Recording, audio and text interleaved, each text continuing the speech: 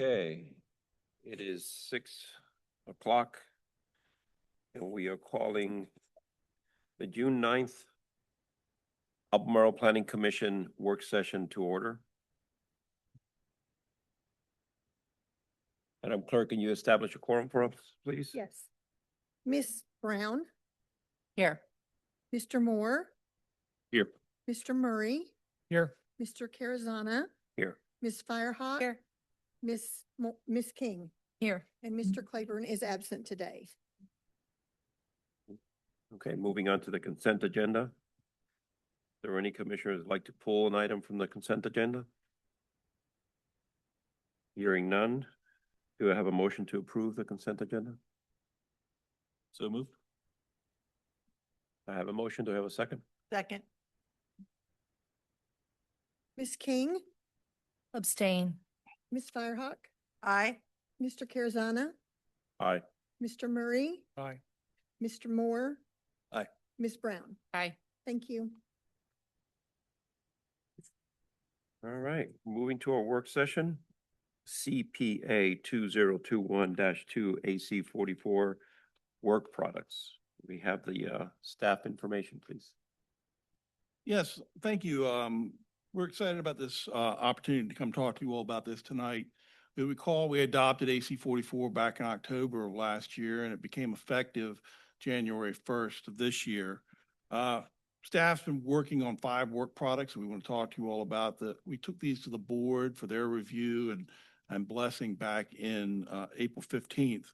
Those 5 products are the zoning modernization, there's activity center plans, we can talk a little bit more in depth tonight, multimodal transportation plan, a rural area plan, and then AC 44 administration, which is really about developing metrics and tracking our progress, as well as connecting some of our numerous actions in AC 44 to the strategic plan and then ultimately to the budget to try and make those actions become a reality. These 5 work products sit at the center of one of our main central pillars of growth in our community, which is our growth management policy.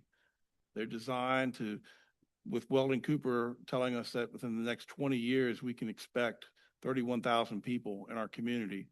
And hopefully most of those will be in the development area, and a lot of them will be in these activity centers. So these work products are geared toward accommodating those new people. With the zoning mod update, these are creating regulations that will promote the quality of growth that we expect to see. With activity center plans, they will establish the vision within these activity centers, as well as identify opportunities to actually make this vision a reality. With the multimodal plan, we will try to provide supporting transportation to maintain the mobility as we grow denser. And of course, with the rural area plan, we will try to protect what's important while reflecting what's changing in our community. And finally, the AC 44 will provide administration section will provide accountability and be able to track our progress, hopefully. So I am lucky to lead a very talented staff, and I'm excited to hear what they have to say, and I'm excited to hear what you all have for ideas and reflections upon this work. So James, would you like to start us? Sure thing. Michael, thank you very much for that. And thank you as well to the Planning Commission for the opportunity to provide an update on AC 44 implementation this evening. Just to walk you real quick through the meeting agenda, we'll take a quick look back at AC 44 priorities and just kind of reorient ourselves with the updated comp plan. And then as Michael was talking about, we'll move on. The bulk of the first part of the presentation is kind of this overview of the 5 work projects. We'll be looking at deliverables and timelines running from the end of this fiscal year through fiscal year 29. In particular, we'd like to focus with you tonight on activity center planning, with the idea there being that we actually have 3 priority locations that we've researched and analyzed. We'd love to get your feedback and thoughts on those locations tonight. I think you have maps in front of you that we'll be referring to during that part of the presentation, with the thought being that we would be able to take a recommendation to the board later this summer on the first location for the first activity center plan. So those are the parts of the agenda tonight. So starting off with the quick look back at AC 44 priorities, Michael mentioned a bit of this, but just to go through that it's a pretty remarkable high-level plan of action for managing the county's growth and development over the next 20 years. So we are expecting about 31,000 new people by 2044. It continues the county's longstanding growth management policy by focusing development and public investment in the development areas, and then maintaining the rural area for ag, forestry, and conservation. It updates land use categories and the future land use map to guide where housing, businesses, and industry should locate. It introduces activity centers and employment centers so we can encourage higher density, walkable, mixed-use areas that are well supported by transit and that provide access to well-paying jobs.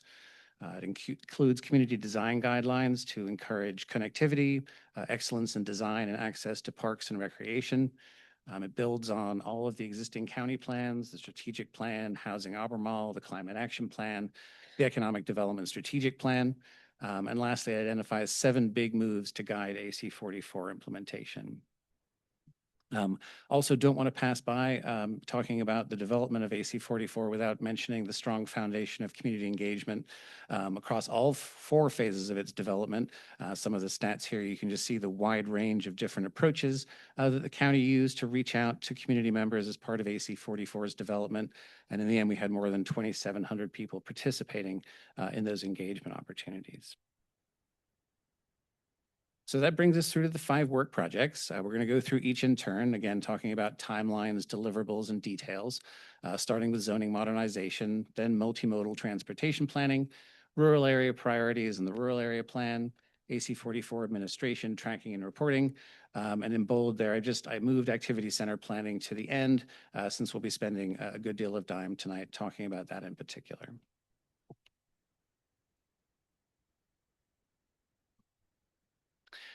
I also do want to pause for a second just to point out that these 5 work projects are CDD-led responsibilities. So this slide basically emphasizes that there's other ongoing AC 44 related efforts that other departments will lead. So for example, here we have the county's Office of Housing. The county's planning to update the county's housing policy in the next few months, and they're going to be working with new information. Dr. Pethy will be bringing several proposals to the board in coming months, and obviously all of that new data and information will also inform things like activity center planning. The 5 work projects are closely tied to AC 44's 7 big moves, which we've listed here on the slide. So the big moves are strategic groupings of key initiatives organized by common themes and spanning multiple policy areas while involving collaboration across county departments and external partners. So just recapping really quick, aligning regulations, increasing affordable housing access and options, investing in compact and connected development areas with an emphasis on activity centers, driving innovation, expanding economic opportunity, supporting the development of ag and forestry uses in the rural area while preserving rural character and conserving environmentally sensitive resources, mitigating and preparing for the impacts of climate change, and strengthening social connection and community well-being. This next slide is actually going to show how the 5 work projects are closely tied to the 7 big moves and actions. There are 378 actions across AC 44's 9 topic chapters, and then the 7 big moves help guide and prioritize those actions.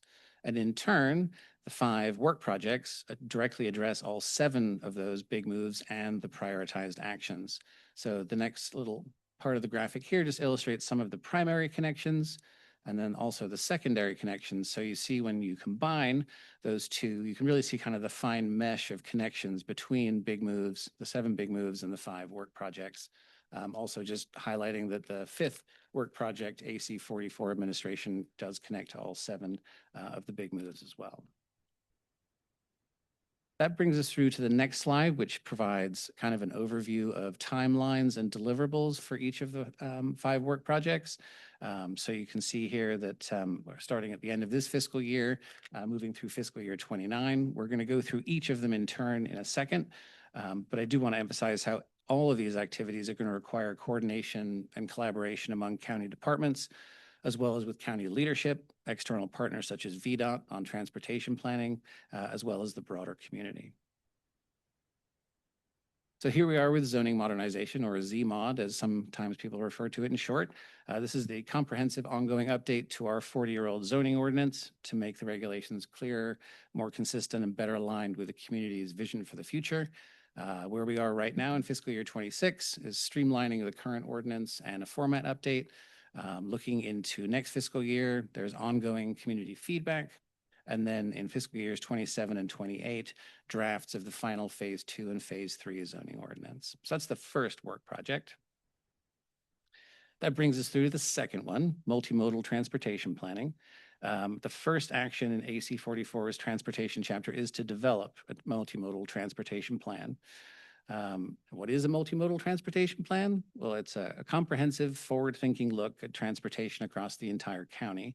It examines the current system's needs and deficiencies, how the system could best serve its purpose in the future, and what that system would look like. It includes all modes of transportations and all users, from freight trucks through to mothers pushing strollers, everything in between. And the multimodal planning process is rooted in land use planning. It will tie together desired future development patterns with transit, walking, biking, and roadway networks to serve those uses. And it builds on AC 44's goals and objectives with in-depth analysis. So the outcomes listed on the slide there for the plan: a geographically specific vision of future transportation networks, a prioritized list of projects, and policies, programs, and other strategy recommendations. This is the first time that the county has undertaken a comprehensive multimodal transportation planning effort. And a big part of the work is going to actually involve taking the many studies, transportation studies done to date, and the recommendations from other plans, such as the master plans and small area plans, and incorporating them into this countywide plan. So the plan's not going to be starting from scratch, but it will offer a new and holistic perspective. So in terms of what we're doing now, we're currently working on scoping the effort, identifying process steps, timelines, and key touch points for engagement. We're expecting that staff will be presenting to the Planning Commission as this effort gets underway, planning to make that presentation in late summer. That brings us through to the third work project. So we've talked about zoning modernization and we've talked about multimodal. Next up, rural area priorities and the rural area plan. Basically, in the short term, as you can see there, the shorter term priorities all fall under zoning modernization.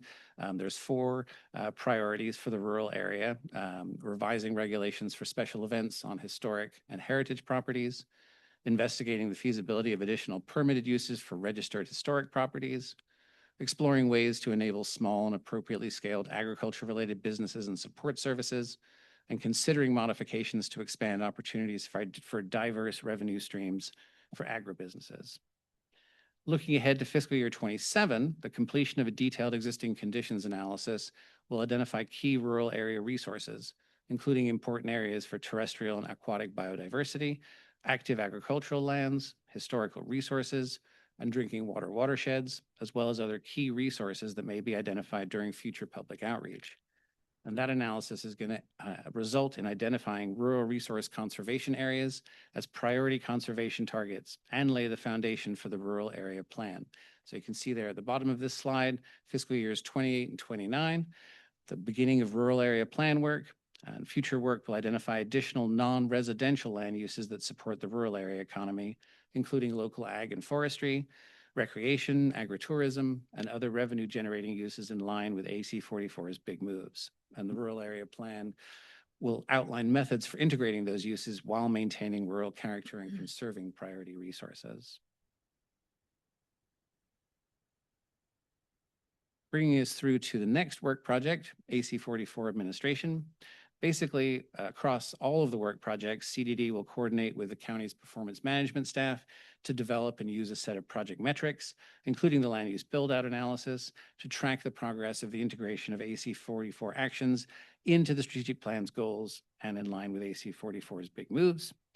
CDD will also develop regular project summaries, reports, and presentations, and engage regularly with county leadership and collaborate with other county departments as part of AC 44 administration activities.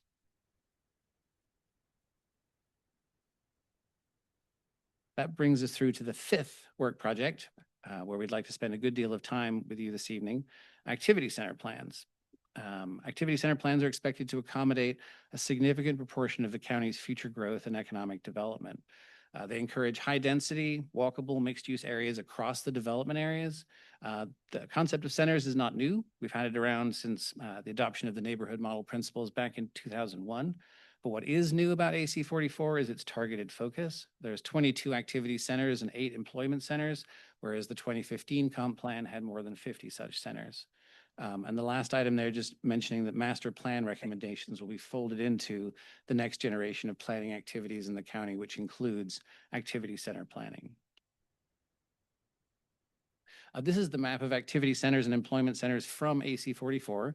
So on this map, which I think is one of the maps in front of you printed as well, in case that's helpful, which highlights the activity centers and employment centers. And you can see how there are several clusters. There's to the south, the southern neighborhoods.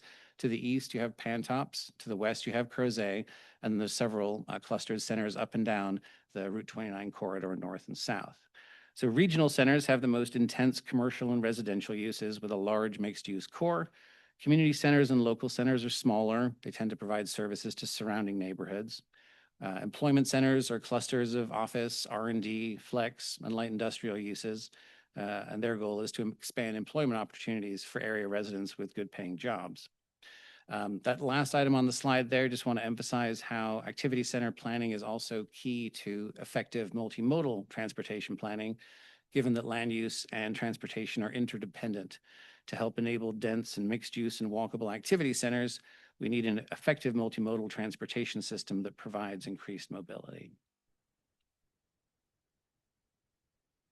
In terms of timelines and activities for the activity center plans, basically starting on the first activity center plan in the near future, basically in the upcoming fiscal year. And then based on lessons learned and process refinements, moving forward with the second and third activity center projects in fiscal years 28 and 29. Just a little more detail on activity center plans. We've talked a little bit about a couple of these items, but they also, in terms of components, they also support an expanded housing supply and affordable housing opportunities. They prioritize catalyst projects and address infrastructure needs.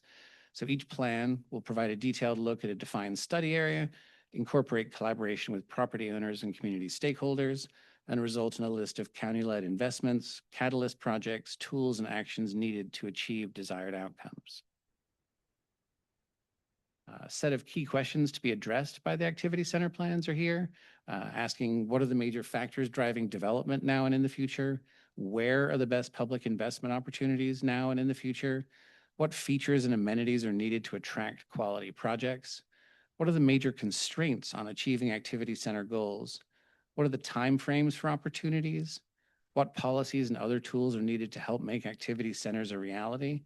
And where can county actions and leadership have the greatest impact? Where do we go with activity center plans? This slide talks a little bit about outcomes.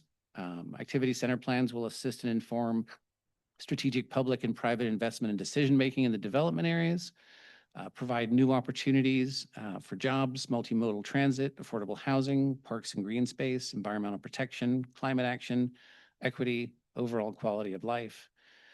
They'll help out with enhanced collaboration across county departments, external partners in the community, and help move towards making measurable progress towards AC 44 and strategic plan goals in line with AC 44's big moves. At a very high level here, just generally the 4 stages of the activity center planning process. Basically, project design is the stage we're in now, where we're working on selecting the first location for the first activity center plan, project scoping and timelines, background research, and then the second phase, analysis and engagement. The outcomes there would include an existing conditions, opportunities, and constraints summary. The third, investments and tools. Outcomes there would include a catalyst projects inventory, as well as public investments and tools strategies. And then lastly, for the fourth phase of the process, activity center plan and implementation strategy development, we'd be looking at developing the final activity center plan report with a detailed implementation strategy that includes timelines, partners, and next steps. So that actually brings us through the kind of overview of the 5 work projects this evening. So we've gone through zoning modernization, multimodal transportation planning, rural area priorities in the rural area plan, AC 44 administration, and activity center planning. If it works for the commission now to open the floor for an open discussion, that would be great. And then after a general discussion of the work projects, my colleague Ben Holt is going to come up and spend some time with you actually walking through the 3 priority locations that we've developed to share with you this evening to ask for your feedback on key considerations for the first location for the first activity center plan. Thank you. Do you want to put, there are a series of questions. Do you want to start with those? You had the, I'm sorry?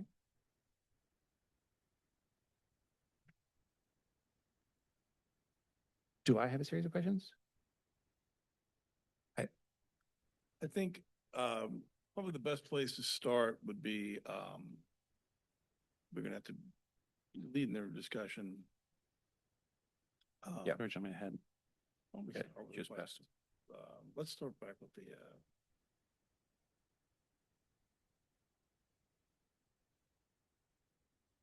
Which work project? he's asked. you had the slide that had a series of questions that were. Oh, related to- sure. Yeah, It's- I didn't know if that's where you wanted to. My apologies for my Engage in confusion. the conversation. This is the question slide I think you might be referring to, which was specifically on activity centers. So I didn't know if for the first part of the discussion, if I was to ask a question more generally, it would just be taking each work project and asking if you guys had questions or comments on each of the work projects in turn. So starting with, if I go back to the discussion slide here, starting with zoning modernization, are there questions or comments on zoning modernization, and then working through each of those? Okay. Does that work? Start there. Commissioners? I think the first one we're tackling is zoning modernization, and you had any questions around that process? I see. I just, oh, you want to go ahead? Well, am I correct that the slide after this shows the timeline for each of these, or did I? Well, yeah, I can actually, that's a little bit back, but I can bring that right up in a second. Here we are. Perfect. Yep. That's helpful for me to look at for Yeah, a few great more idea. extra minutes while people are formulating their Oh, questions. sure. On the zoning modernization one, I just had a question. This is kind of a broad scope type question. We've got the zoning map, which you can pull up online and see. And then I think aside from the specialists in the room, those of us on the dais and the developers and the staff and all that, like a lot of times we don't realize, oh, there's also the FLUM, the future land use map, this overlay that kind of informs future zoning or zoning changes. I was wondering if part of the zoning modernization may include sort of a broad sweep zoning map update to sort of bring it in closer alignment with the FLUM at some point. Yeah, well, the zoning modernization effort really has, you recall that, and I think Leah Brumfield was here with you all a month or two back talking about what they're up to.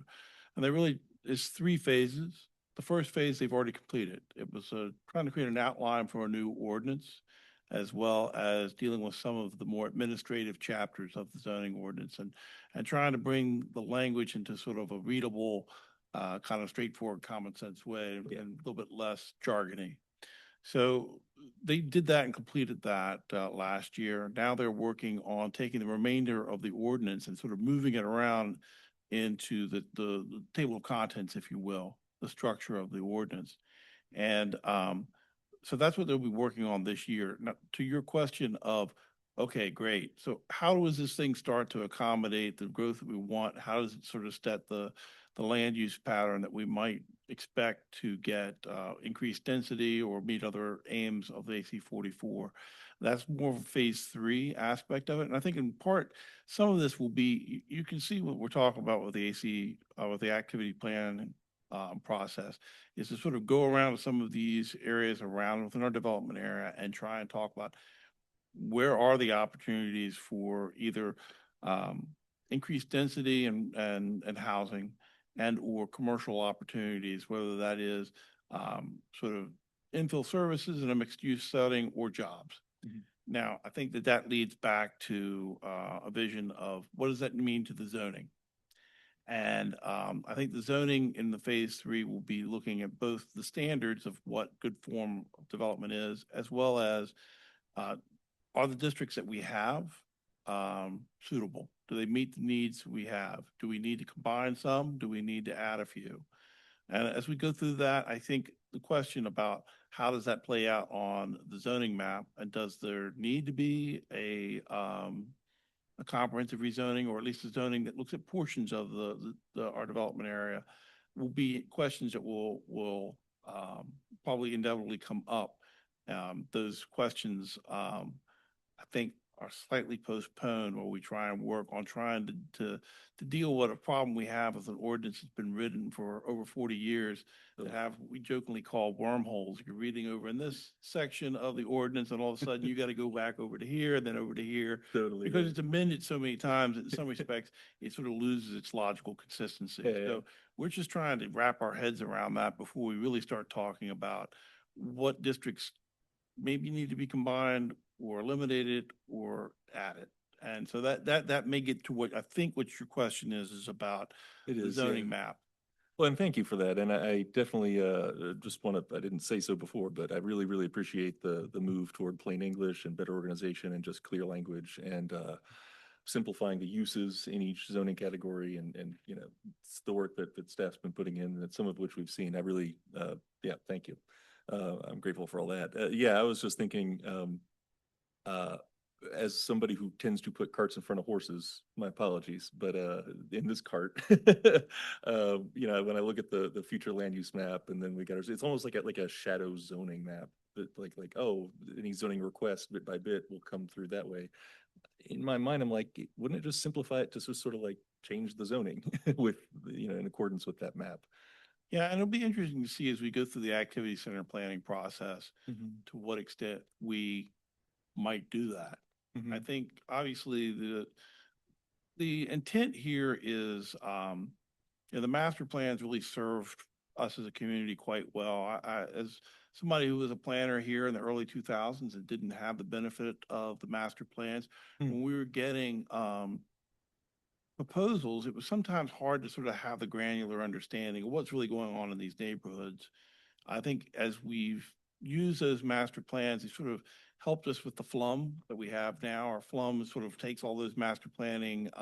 If you recall, we had all this land use designations that were sort of varied between the plans. They sort of drifted, and there was like 23 different ones. I think we've condensed it down to 14. Mhm. So now we have a land use map that is consistent and sort of picks up on what those neighborhood master plans sort of did for us. But I think really what the next challenge for us here is these activity center plans, is to focus in on those activity centers and really trying to figure out how we can get more density and intensity in those areas. I think that the activity center plans offer us an opportunity to, at that point, maybe go back and change the zoning to just sort of make this stuff easier to move straight forward if this is what the community wants, Right. and try and implement it. I don't want to prejudge it. There's a lot of things in there that there may be reasons not to do some of those aspects, but Sure. I think it gets to the heart of what your question is and the opportunities we have for ourselves. Cool. I'll ask again in 2 fiscal years. Okay. A question. I was thinking about a few weeks ago when we were talking about some of the zoning language updates, and looking at this. Are there some plans or examples from other counties or cities that are innovative or kind of leading in this newer common language that you're looking at as examples? That can kind of help guide some of these discussions and decisions. And thinking about that in context of activity centers as well, like precedents for those that kind of might help frame or situate the, what you envision or what we're talking about in a way that other people can kind of understand and find a little more tangible. And I guess boiling that down is somebody else has a good idea that we can. Yeah, we can exactly. build Yeah, and that is definitely something that's going to be the heart of the third phase we get into. Again, I don't want to overemphasize it, but our ordinance can be admittedly difficult to work with. Again, it's been amended so many times over the 40 years that it's a part of it's just getting it straight. But yes, definitely as we move into that third phase, there is a need to find, we don't need to reinvent the wheel all the time. There's lots of good examples out there. And I can chime in on the activity center plan front precedents that I can think of. Prince William County, in Virginia, Prince William County, cities like Winchester, counties around Richmond, Mhm. counties down along the coast as well. So yeah, there's a lot of other localities that have done similar efforts that we can reference. The high level question on the schedule in front of us, I know that we started the work on the zoning modernization. We're reaching the end of 26. Do you feel you're on track with that and that will start phase 2 later this summer, in the fall, or fiscal year 27 starts here in about a month? Yes, and in fact, I was looking for Bart, he's Sabota, who's really managing this process of the rezoning rewrite. But yeah, Leah Brumfield is definitely in the phase 2. And their work sessions, we've had one with you all, and there's another one with the board coming up. And I think their timeline is, they're on the timeline for reorganizing the ordinance, and they've been making a lot of progress. So I think that, yes, they will be able to meet this timeline. Thank you. Would the administrative project area be, when it's talking about the metrics of development, would that be where we start to see more? And I know you mentioned earlier that this was sort of in collaboration with housing, but like the metrics for the needs assessments and those types of things. I know we'd had one previous that there were a lot of questions about how accurate that was when it came to determining, the max of what we have coming in the pipeline versus what's available in the land area. And I'm actually excited to see under the rural area that we would be analyzing the GIS, in that area. And I know that currently, we have a lot of good analysis in the development area for that, but we've talked about, really getting a handle on how much land mass in the development area is still available for development, like what works and what doesn't, and how that relates to the needs assessment in maybe a little more thoughtful way than the last time we did it. Okay. I'm hearing multiple things in what you're asking there, and so I'll try and respond. If I miss anything, please, please ask. So as far as affordable housing and how much affordable housing do we have? And I know that's something that Stacey Pathia is working with the housing update, and working with, they've got a study that's wrapping up. The Virginia Tech has been doing a lot of analysis of where we stand with the affordable housing that we have and what we need in the community. So that's one going to be a major driver of the affordable housing policy. As far as just potential future build out, right, and how much capacity is there in the development area? Again, we did the build out analysis we've talked to you all about several months back. And essentially what that thing does is it looks at the parcels in the development area. It takes those parcels where the improvement values, what's on the property is built on the property is less than what the assessed land value of the property is. So you end up with a subset, a much smaller number of parcels. And the idea is to think that they're either vacant or the structures on them are not the highest and best use. And then what we did was we applied with the comprehensive plan, the higher end of the comprehensive plan density recommendations, what the land use recommendations were for those parcels, and got a total number of units that could be on there, and then reduce those by a percentage that was based either on like a percentage to take out what you'd have to have for storm water and roads and what have you. and then whatever might be for environmental features like floodplains or steep slopes, to really try and find what the developable area is, and sort of adjust the total units on those parcels accordingly.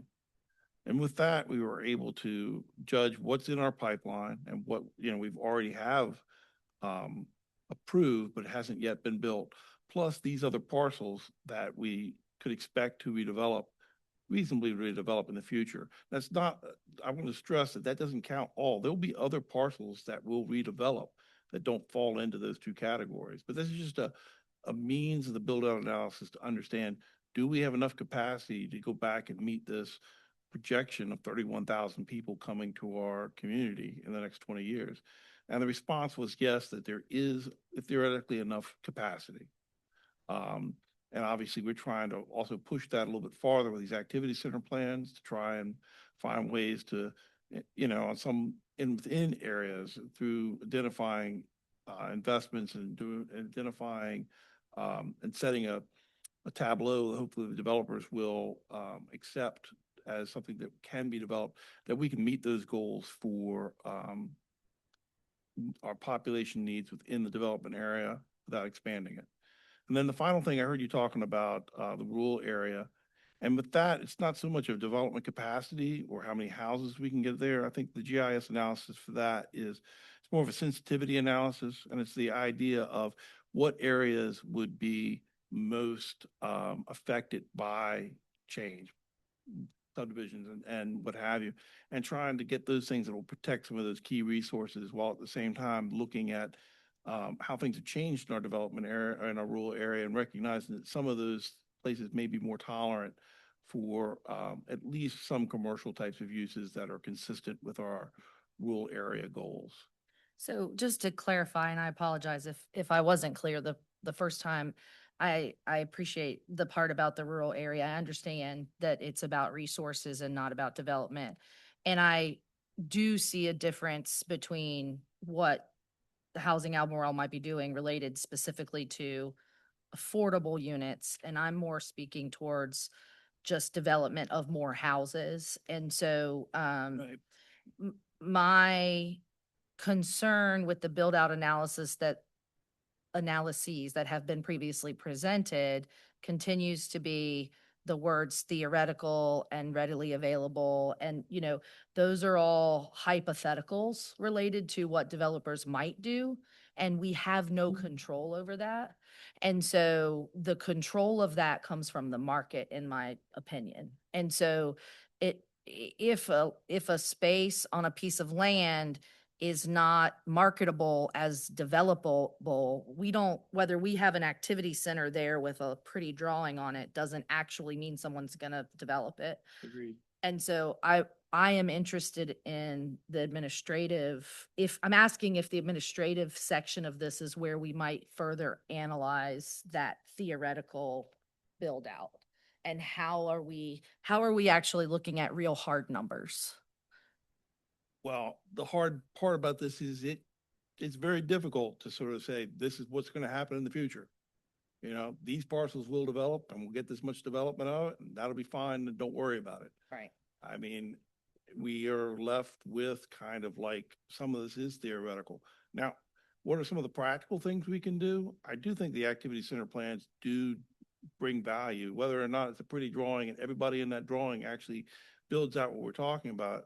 At least if we approach that from a very pragmatic and try and work with people who own these properties to try and figure out what they want to try and do, combined with what our vision is, and hopefully, signaling to the Yes, so, development community. Michael, that I'm gonna suggest, because I think that actually does get into the activity center and Yep. how we look at that and the activity centers that have been identified, right? Because they have the potential for the growth. They're not just theoretical. Some of them already are things that are happening in them. So I think, Thank why don't you. we I'm happy to take the push conversation that back. when we get there and just wrap up on the zoning modernization if we have other questions on that end.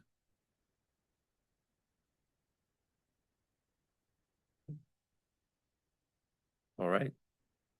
Next. So we've done a review of zoning modernization. I think we're saving activity center plan discussion until we've shared the additional information.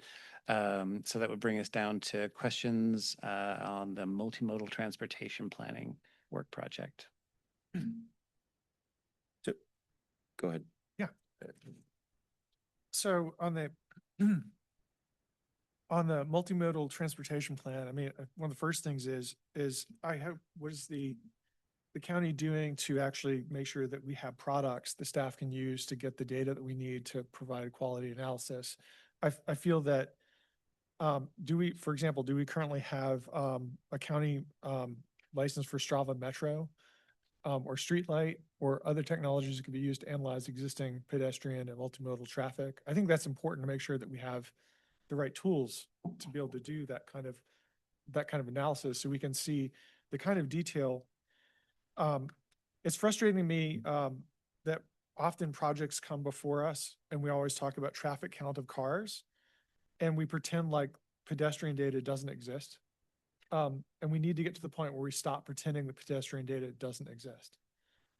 The other thing I think that's very important to consider is, I was at the MPO Tech meeting recently, and there's the talk about they're talking about several projects involving multimodal transportation, and I asked the question. I said, so how does TJPDC reach out and make sure that all, walkers, runners, cyclists, and other people are engaged in a consistent way in our processes? And the answer was, well, we leave that to every locality. And then, sort of look at Charlottesville and look at Albemarle and say, it seems like there's a lack of consistency and a methodology for how we're reaching out to those user groups. I strongly recommend that we put together, I mean, it'd be nice to have a committee of some kind, just like, for example, Roanoke has, of citizens that can provide input, on things like cycling, running, walking, and outdoor recreation. We lack that in Albemarle County, so that when we do have these questions about where people are engaging in those activities, we don't have people to bounce those ideas off of. I think that'd be really valuable. When we get back and we talk about what attracts employers to Albemarle County, when I was in the Blue Ridge Marathon recently in Roanoke, sitting there in Hotel Roanoke, looking out, very prominent in the city was the Wells Fargo building. And one of the points that was made by Pete Eshelman was when he came to talk about outdoor recreation and the economics of that, was that one of the reasons that Wells Fargo was in Roanoke was because of their outdoor recreation programs. So that's a pretty big, how we attract, major employers is really about the quality of life that we bring to those, the quality of life that we have in our community. That's one of the big factors. I've heard it's already been a big factor in some of the recent employers that have come to Albemarle County.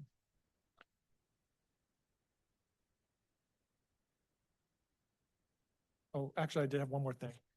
Please don't leave out the rural area when we do multimodal transportation planning. I hope that we can identify at least a dozen areas in the rural area that are highly used by cyclists, runners, and walkers. That data is easy to come by. There are citizen groups, and there's, as I said, there's Strava data. There's other ways to quickly get it. I don't think this is a weeks, months-long effort. I think this is a very quick effort. I mean, we should have that list.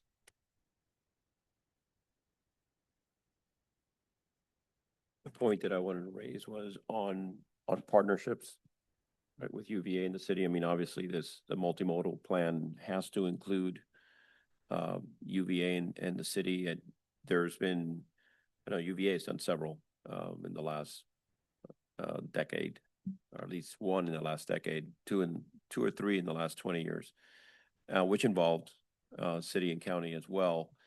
I would just, from the get-go, we should definitely be connecting. There's been a lot of technology, some of the things the commissioner just brought up in terms of awareness of pedestrians and bicyclists, how they're coming into UVA I mean, obviously, you know about some of the county plans to extend connections for bicyclists and multimodal, and so take advantage of that. There is a lot of IT and brain power that has been working on multimodal for a long time in UVA in particular, and uh, I would encourage you to reach out to some of our transportation folks, and we can certainly put you in contact with some if you need some information on that.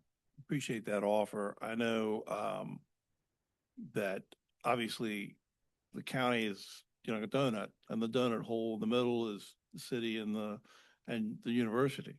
So for us to be successful and to grow more density, obviously the mobility has to help, especially at the peak hour, to provide other alternatives for people to, move about. So definitely working with the university in Starksville, I think is what one of the major intents of the multimodal plan, Yeah. which, to be quite blunt, we are still working. You can imagine we've came out of the writing the plan in October, and we've been trying to build the details of what these planning efforts are going to be moving forward. We've identified these major work products as something we have to do. The activity center plan is one of the reasons we're bringing to you is we've gotten through a fair amount of detail, and we can sort of talk about, hey, this is what we think we're going to do. The multimodal plan, we are still trying to nail down exactly what that is, but definitely working on those things and trying to get to a granular level. I think one of the observations is that transportation planning isn't just a unified thing. A lot of it's based on the mode of travel that you're doing. Obviously, walking is something much closer and more finite. Bicycling is something that it's about linking these activity centers. And so part of those activity centers are at the university and are in the city at the downtown or other destinations there. So it's about trying to, on a bike level, make sure that if you're in the county, most of our citizens don't know where the city county line is. And so making it so that they can get from where they are at to someplace in the city or the university is important. And I know we haven't always worked together as jurisdictions as well as we can. It's complicated. Right. So I just That's what think I'm all bringing those it up things work because together, and we look forward to Yeah, doing and that. since you're just starting, now is the time to start having those conversations, so it could help inform how you're gonna do it, and you're right. Traditionally, everybody's been going into that towards the university. I mean, that's where the employment is for the most part. I think some of that dynamic is, I wouldn't say changing, that's still happening, but there's other connecting points, which I think we'll get at it at the activity centers, because they're well positioned, the one that were identified in AC 44, and I think you're looking for a handful that we should focus on, Mhm. and at least from some prior conversations, it seems like you're looking at the right ones, but that's gonna obviously inform your multimodal plan as well. Is there an advisory committee that you have to work with that has representation from different types of transportation users?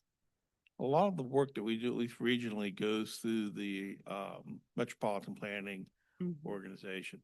We do have more informal connections with folks, lunches, and sort of working on things, but the formal one is going to be at the NPO. Mhm. Because it seems like even if you think about bicyclists in particular, there are some that are, their goals are more recreation or fitness. Then you have the commuters and they all operate a little differently. And then we have the scooters. Just thinking about like Ivy Road in particular between the university, and it's just hard to ignore where we meet up with the city too. Um, there have been a lot of fatalities for different types of users on bikes. And it ranges, like there are types of use and reasons for being out there. So I think it's good to just make sure we have representation from all of them across the county, because there are a lot of people, moving in these modes for different reasons. Commissioner Farhawk? Yeah, I was just curious for the transportation planning. I mean, I understand the origin of this effort, but do you envision things like new smart scale projects coming out of this, or projects that would bubble into, transportation funding asks and such. Indeed. And I think we were asked to do a prioritization of transportation projects that we have, already have in the books. And that was presented to the board last week. It gives a good sort of viewpoint on this prioritization process, gives a good viewpoint on how those needs might be met by various projects. But I think we can improve that further by like this, the multimodal plan and some of these activity center plans, especially the activity centers themselves, start to lend themselves to a strategy. And as we move through this, I think a strategy will become clear, will help us to prioritize projects, and we'll probably undoubtedly through this process be adding new projects and assessing sometimes some of the projects that we have maybe run parallel to each other, might serve the same function. So it's all prioritizing these different alignments. And then also we need to like understand costs because and feasibility of construction of projects. I think that when we come out the backside of the multimodal plan, we hope to have a stronger set of like, hey, these are really the projects we need to be working on to achieve these goals. The prioritization process we have now, I think really does sort of focus on safety needs and congestion needs. And so it's a valuable tool, but I think we can make it richer through the multimodal plan. Yeah, thank you. Good answer. If I could tag on to that too. I also think you might have smaller projects or ideas that come out of this effort that, they wouldn't be something you would ask for VDOT to fund, but it's something you put on almost a wish list or in the plan that a developer comes along and says, oh, you wanted a trail connection there, you wanted a crosswalk, because developers don't want to fish around. And we often get like, okay, here's a bus stop. And it's like, I don't think a bus is ever coming up in there. It's not in the bus stop wish list or, so but it's like an easy thing for developers to stick in the bus stop, but that wasn't what we needed. We needed a spur to get to this trail. We needed a better crossing or something like that. Yeah, I think what you're identifying is that a lot of the infrastructure that's built in our community is not built by the public sector. It's built by the private sector stuff. So it's coordinating that and trying to do the best job we can with that. But I kind of didn't fully answer your question. Yes, obviously some of this will be for smart scale projects, which tend to be these much larger and more road or congestion oriented type of projects. It'll also help us with either revenue sharing or transportation alternative project applications, as well as we may find that there are things that are small projects that can be done as a low plan, no plan project that we might be able to fund without a long, arduous VDOT process to fund. A lot of those questions lay out there for us to answer. But hopefully we will be able to coordinate those things better and hope, quite frankly, be able to support some of these activity center plans that we're trying to do. I think there's a synthesis that we're trying to get between transportation and land use and trying to find ways to support this increased density and quite honestly, walkability. Right. We have to create someplace that's walkable first. Yeah. Or That's that the you want- activity that center you plan. want to get to and not just get there and walk around and get in your car. We've all been the time. we've been working towards a more walkable community since we created the neighborhood model in the 20+ years ago.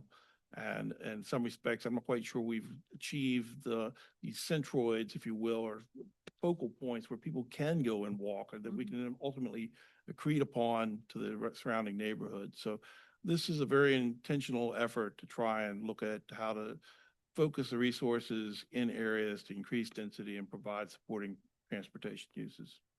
Thank you. I had a question on the multimodal transportation plan, and some of it's been answered, but I had actually the chair of my CAC for Rio 29 was just curious to know, and I am too, looking at the kind of Gantt chart of what happens in each fiscal year and all these kind of things that are working well. They're all good things that we're doing, zoning modernization and the transportation plan, rural plan.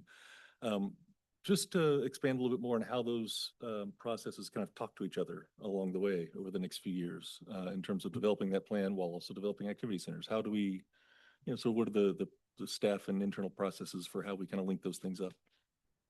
And you're referring to the Gantt chart that we just showed a few seconds ago here? Yeah. Yeah, that. Yeah. Well, obviously, I think one of the things we're going to be doing is to, I don't think we have all the answers. I'm candid. But B, there is intentionality to like sort of, I was trying to touch on that when I was talking about the different modes of transportation. Some of them are more at a neighborhood scale. And I think the bike stuff is a good example of something like that, or the pedestrian stuff, those activity centers. As we work around with these activity centers, there'll be a strong focus on making sure that we're tying within that neighborhood. So for example, let's say, and we'll get into this stuff, pick Lower Pantops. The idea would be to try and do the transportation in the Pantops, the larger Pantops neighborhood with a focus on, not only supporting the activity center, but linking it to the other parts of the community. And as we work around the development area, eventually it sort of knits together into a system that we would ultimately try and build out either ourselves or through the help of the private sector. Thanks. I'm really excited about the multimodal transit plan. I really am. And I attended the first CAC meeting I attended when I joined. We had someone speak about the projects, and just the breadth of the projects that are ongoing was like, pretty astounding. And I don't think that citizens are aware of everything that's happening. And I would, love to help figure out how I can help promote that across the county for people who aren't coming to CAC meetings, because most of them aren't. I think it's really exciting. Thank you. And I just would say one last comment, since I seem to be doing a lot of talking tonight. It's a big challenge, right? Because there's a lot of projects out there, and that's a lot of money. So I think sometimes tempering our expectations or trying to find ways to prioritize what we're doing is critical. Yeah, so one more thing to add. I mean, I think, and then going back a little bit, engaging the activity center plans as well. I mean, I think a big part of this is to effective multimodal transportation is connectivity between live, work, and play, right? For example, when I look at the Places 29, Airport Road, Ashwood Boulevard study area, we don't have an employment center identified in that area. That doesn't mean there's not employers there. But when we're to talk about live, work, play, there's not very many places to work in that area. And so I think that we need to think about it from that perspective. I think we also need on the ground truthing of some of these things. Thinking about, okay, if I live in this place, how do I walk to to recreation? How do I walk to employment? How do I get to a grocery store? What are the impediments? I've long thought, honestly, that we should have like a community event where we pick 2 points on a map randomly, and we say, okay, today we're going to try to walk from point A to point B and see like all the impediments that get in our way to get there. I mean, and whether we do that real exercise or not, I think it's important to think of things in that way, so that we're not just building a bus stop over here and a fragment of sidewalk over here, and and none of it connects, because it's a big complaint that I've heard for years and years, going back to the very first days of like Hollymead Town Center, the disconnected way that the things are put together. Then also just going back, not to beat this to death, when you look at the heat map on, a resource like Strava, you can see these areas where you have a bright white area that's clearly highly used by pedestrians here, a bright white area that's clearly used by pedestrians over here, and a dark area in between them. And I think those are the places we really need to look at, because you can see very clearly people want to get from point A to point B, but they can't, because there's this black hole in the middle. And identifying those black holes, those impossible barriers, and making them possible, I think, is a big part of this.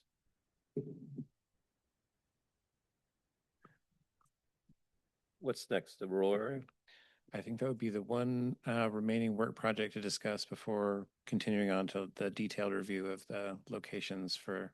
You speak a little louder, Oh, or maybe push it yes, I think the forward, one remaining work project would be talking about any questions or comments on rural area priorities and the rural area plan, and then shifting to the review of the 3 potential locations for the first activity center plan.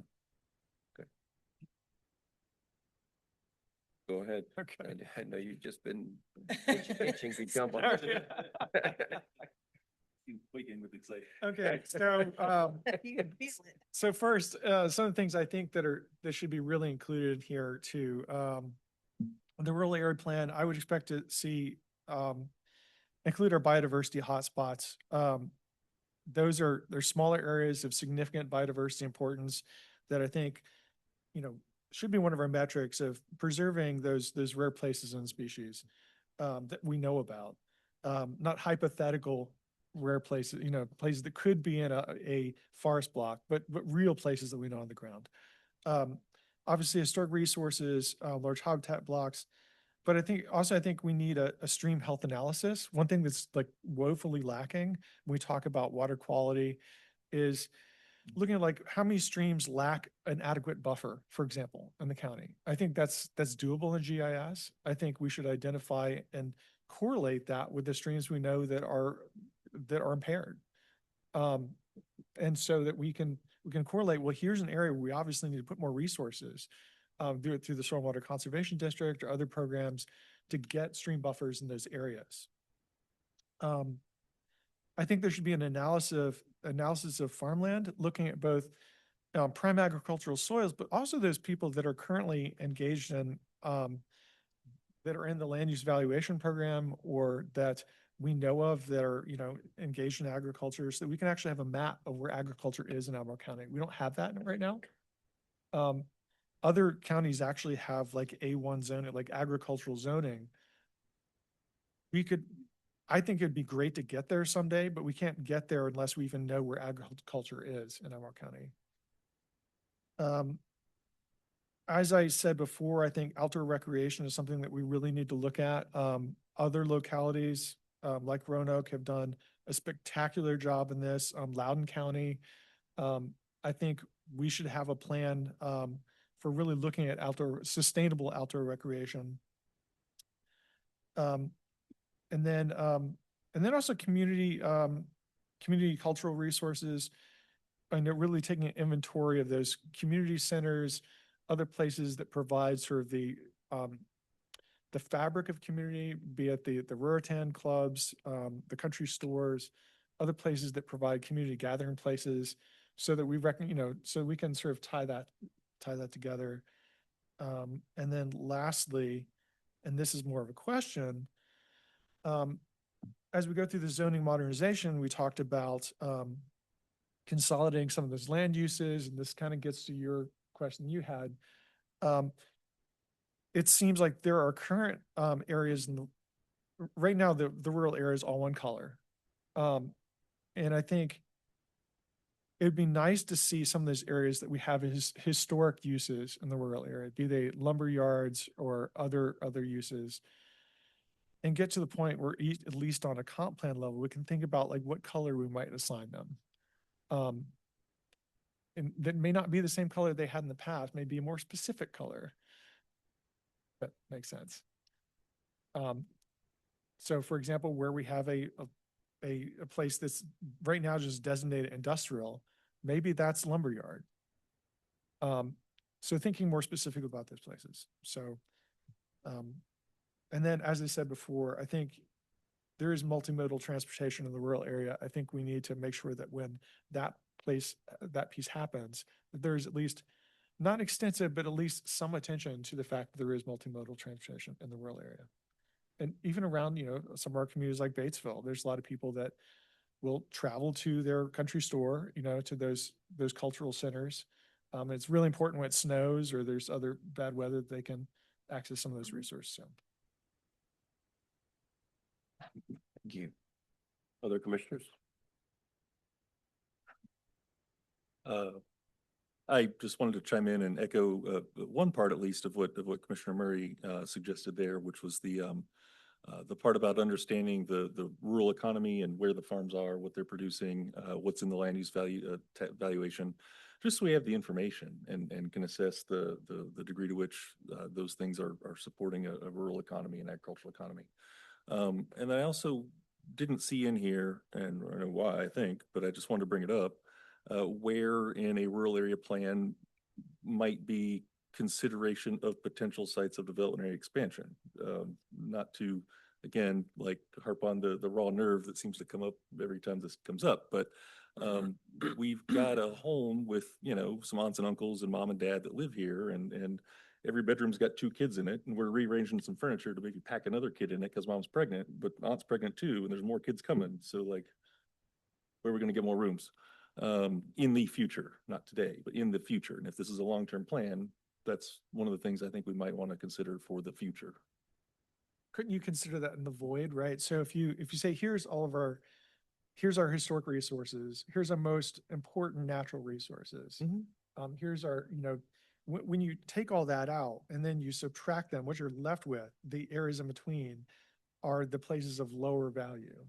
And that does give you the basis. If there was to be an expansion in the future where that might be sustainably done. That seems like a decent methodology to Yeah. begin that approach. Yeah, I just didn't see the Without- approach at all. Without, and I think the concern was in the past is if you actually designate an area where that expansion should occur, then immediately you're gonna have, there's gonna be speculation on a sure. massive level that's gonna happen for those areas, and that's going to make that area instantly unaffordable, which would be the opposite of what we'd want to achieve. If we did do a development area expansion, I'd hope affordability would be one of the goals. Of course. And so, anyway, my thoughts on that.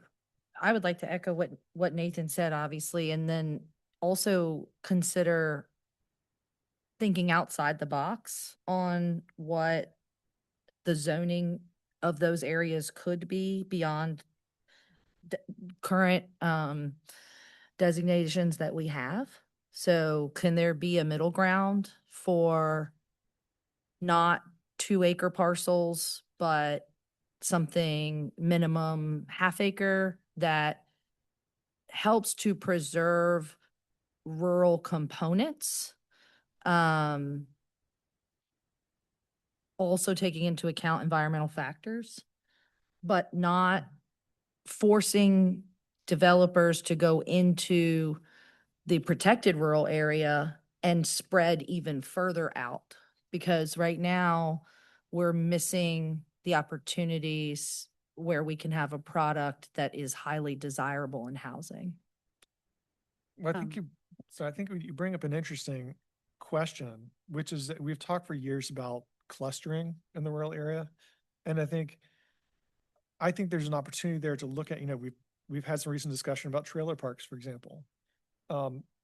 I think it'd be a reasonable discussion to say, like, people talk about tiny houses or other things. I think there's discussions to be had, at least, about how can we use clustering or other methods so that you get maybe a large preservation tract and an opportunity for smaller homes or a trailer park. And when I think about something like, these big farm estates, of 21 acres and these $1 million homes on them, that's bad for conservation. And it's also bad for affordability. So maybe there's some middle ground where you can find something that's good for affordability and good for conservation. I might be okay with the idea of saying, like, the impact of 2 to 3 manufactured homes is equivalent to the impact of one of these mega mansions. If we could think of whatever that impact is and what the kind of, if there'd be bonus density or some other thing that could be applied that would provide that conservation benefit and also the affordability benefit. If I may, I think, again, tonight, staff's kind of coming and sort of saying, look, here's how we hope to get into a lot of these issues. And through these 5 work products is how we're going to try and deal with these thorny issues that we've wrestled with for a long time. One observation I would make is there's an intentionality of pushing the actual start of a rural area plan back a couple of years. We've got a lot of work to do on the activity centers and stuff in the development area, as well as the transportation. There's only so much resources that we have as a staff to take those on. And quite frankly, I think there's only so much bandwidth that the community has to sort of really engage in these issues. So by pushing the rural area back a couple of years as far as the plan itself, I think we can, at that time, sort of get into this kind of issue of how do we use the rural area to advance issues that may not be necessarily the protection of the resources that we feel as states in our comp plan that we want to protect. So staff's approach to that was to use this next year, the FY27, to do some of analysis. It may not be everything that you just suggested. I think we've listed the things we're like really trying to work on: biodiversity, some both terrestrial and aquatic, historic, watershed, agriculture. So I think we hit many of the things that you're talking about, so that we as a community have a good basis for like, these are the areas that can be affected. They're sensitive to change. And I think you sort of talked about the different colors on the map. Maybe that's what that's getting to. But the idea is to try and like identify, hey, these are areas that not are necessarily off limits for development, but if development does come into them, they should be sensitive to the resources that we're trying to protect, or maybe it's someplace that we as a community need to put more of our own resources in to protect. That does leave a different portion of the development area that may not be as sensitive to change or sensitive to the impact of the resources out there.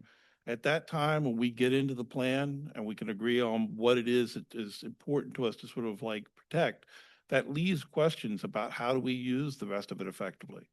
And I think that's our moment to have this conversation that you all were getting into right now. You're getting into the details of what do you do with that? And I think we recognize that as a community, we should have that conversation. We just think it should happen not this year, kind of in the next year and the following year to sort of get to that. I think what you're telling us that we'll have an opportunity to do that at a later date. Please don't put words in my mouth. I'll just add, I mean, other communities have done this work. So to your earlier point on precedents, yeah, there are other great examples of exactly this kind of planning. We're not starting in the wilderness, so to speak. Okay. Are we ready to move on to the activity centers? Please. Okay. And are we going to need a 5-minute? Do you all need a break? Otherwise, we can just switch staff members. Do you need a break right now? We're good.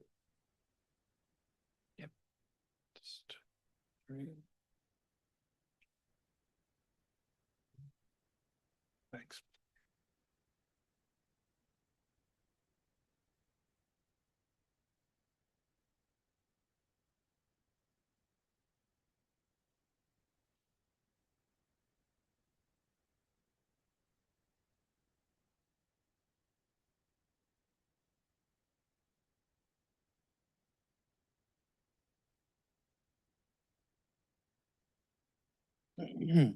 Good evening, Commissioners. Ben Holt, Senior Planner 2. I'll be presenting this next segment where we cover the activity center planning locations that are under consideration.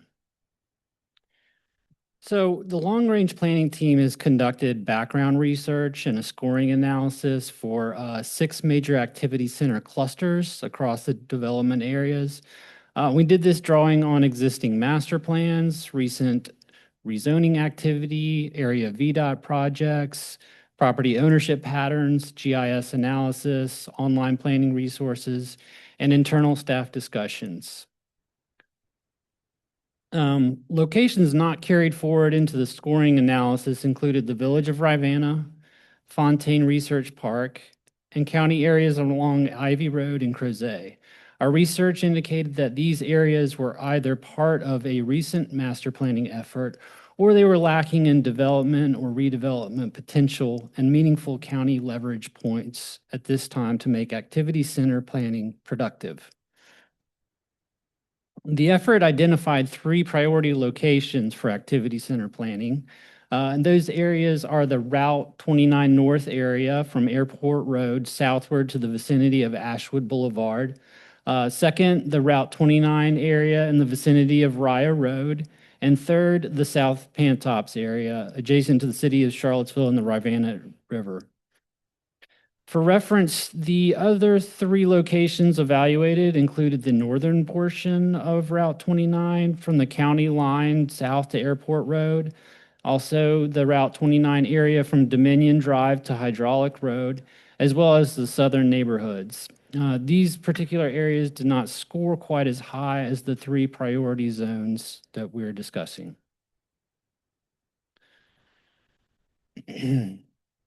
So to look at our first area, this is Route 29 from Airport Road to Ashwood Boulevard.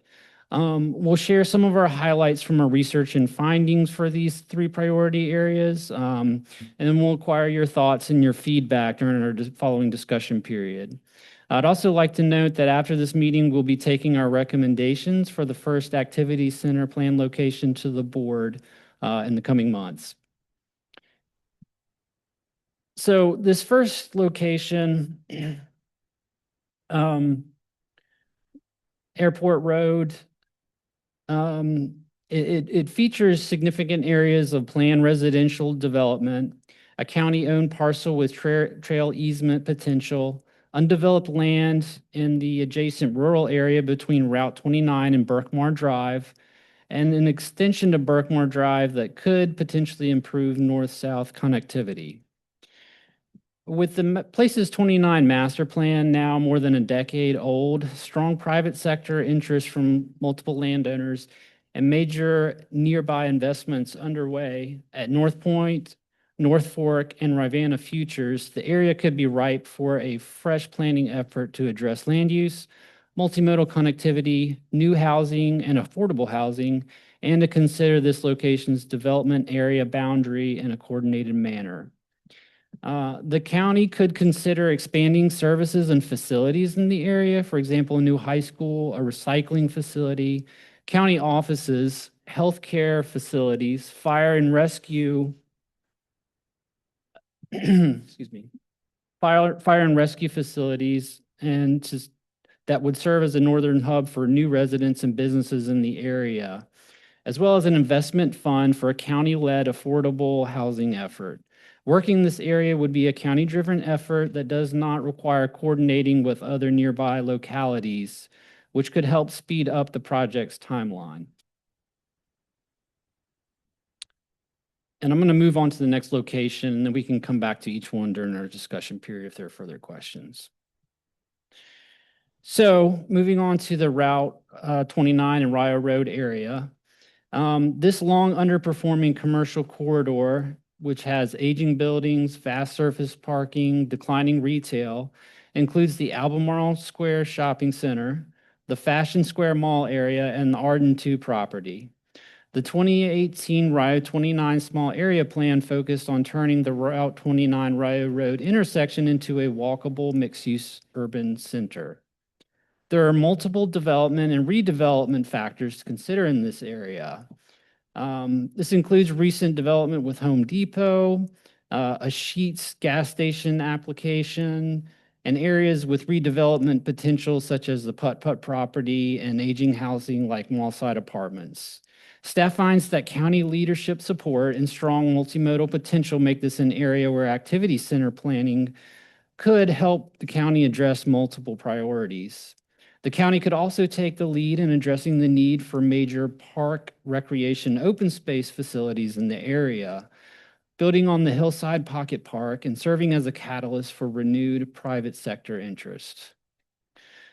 Constraints facing an activity center planning and effort in this area include high through traffic volumes on Rio and 29 in particular, limited transit resources, uncertain property owner interests and timelines for redevelopment of Albemarle Square, high current and projected future demand for county services, including EMS calls, premier circle transitional housing, high resident turnover in rental housing, and the potential for city-county coordination to require a longer project timeline without further relationship building. So that brings us to South Pantops, an area that is fast-growing and a destination-rich corridor along Route 250 east of the Rivanna River. This location includes underutilized Pantop Shopping Center, Major nearby institutional anchors such as Centara Health and Martha Jefferson Hospital, Peter Jefferson Place. We also have significant undeveloped land holdings with rural development and Centara parcels flanking South Pantops Drive and State Farm Boulevard. The area also holds potential for coordinated efforts with the city around Free Bridge and extensive natural and recreational resources along the Rivanna River, which includes the new Bridge Lane pedestrian amenity. The area, however, also poses several challenges. Free Bridge remains a regional transportation bottleneck. Route 250 is difficult and unsafe to cross on foot or bike. State Farm is vacating 41,000 square feet of office space with leases expiring in 2028. And over 95% of residents commute by car. An activity center plan here would focus on redevelopment and reorientation of the Pantop Shopping Center so that it relates to the Rivanna River, as well as a focus on the South Pantops Drive State Farm Boulevard corridor, supporting mixed-use development, multimodal improvements, including a pedestrian bike bridge over Route 250, city-county coordination around the Rivanna River, considering a new bridge across the Rivanna River, and catalytic engagement with major property owners. If the city and major property owners are interested in engaging over the longer term, it may work well to consider designating this activity center planning effort for the future and spend the intervening time laying the groundwork for the effort with project partners alongside activity center planning efforts for one of the other two study areas we just previously noted. And so with that, we'll pause for our discussion period. So some of the things to keep in mind. We are going to be doing all three of these study areas at some point. So we want to talk through the pros and cons of each of them. What are we missing? What should we be thinking about as we discuss those details? Does that push any of these one locations to the top of the list for what you think we should tackle first as our study area?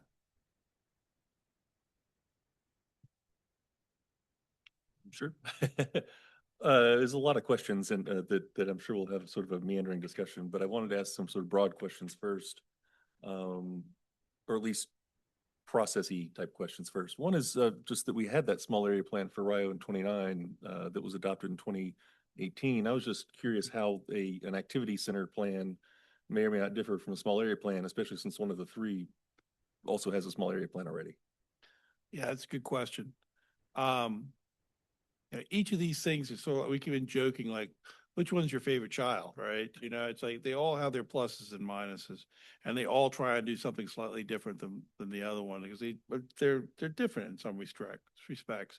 I think that the opportunity to do more of like a master plan, we're really trying to think about land uses and broad concepts of where roads should run is something as an opportunity more in the Hollymead area that we talked about.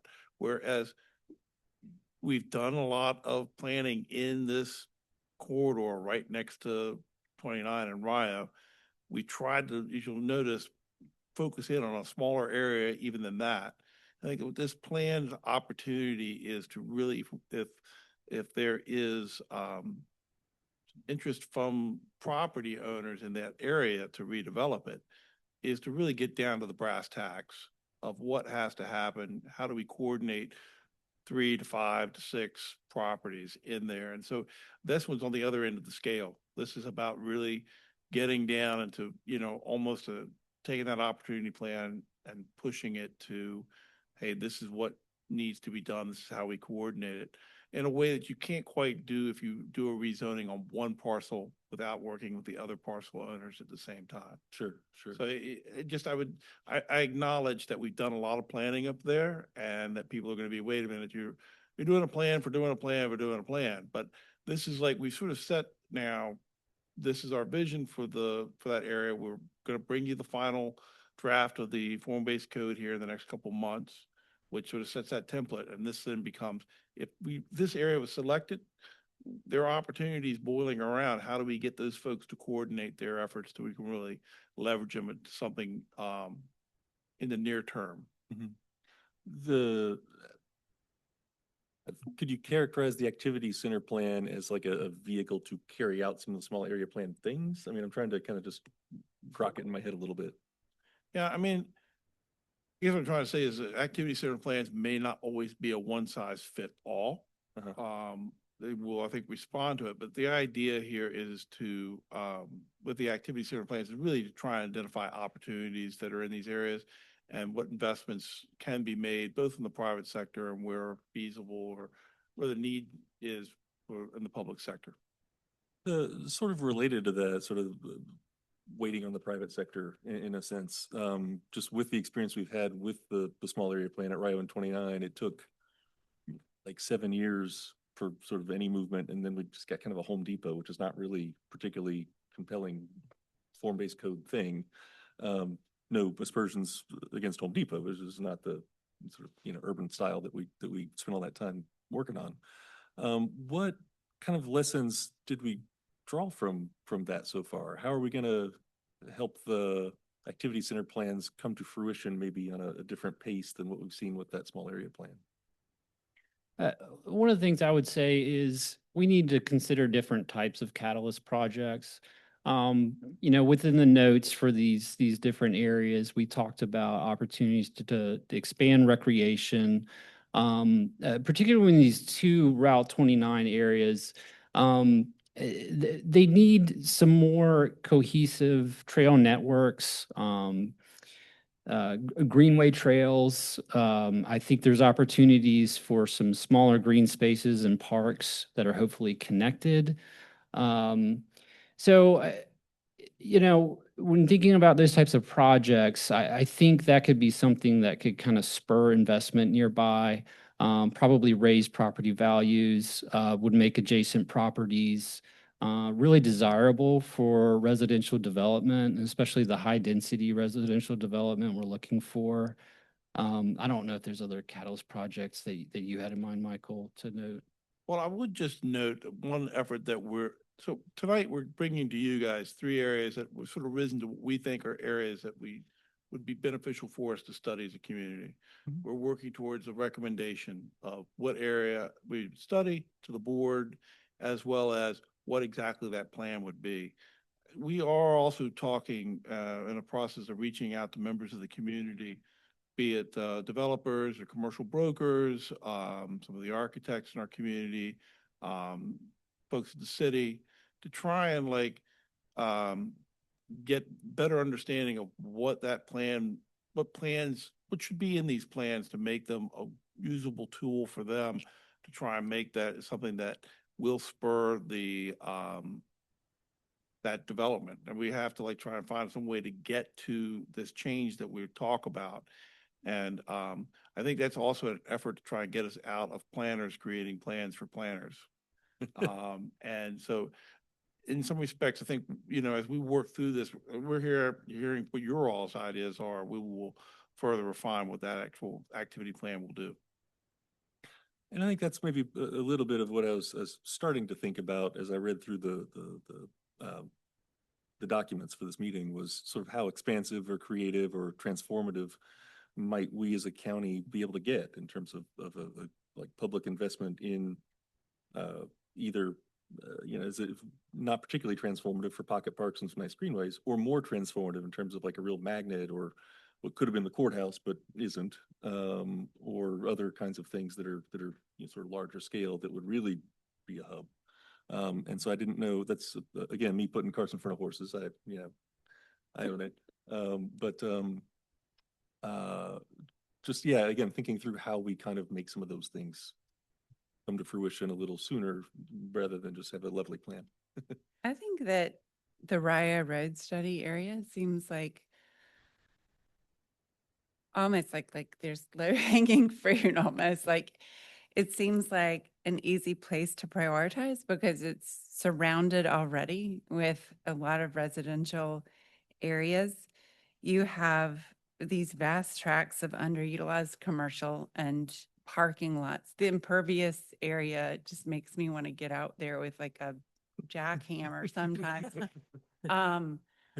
And it would almost be easy to kind of create like a vision for what those parking lots could look like. What could this could look like a really healthy, you know, sustainable and interesting commercial district, like with some pretty simple moves. And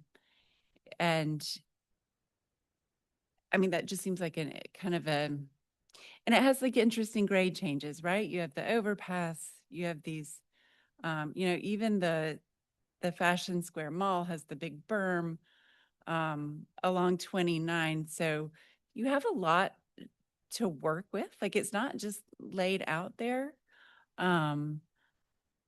It could almost be like a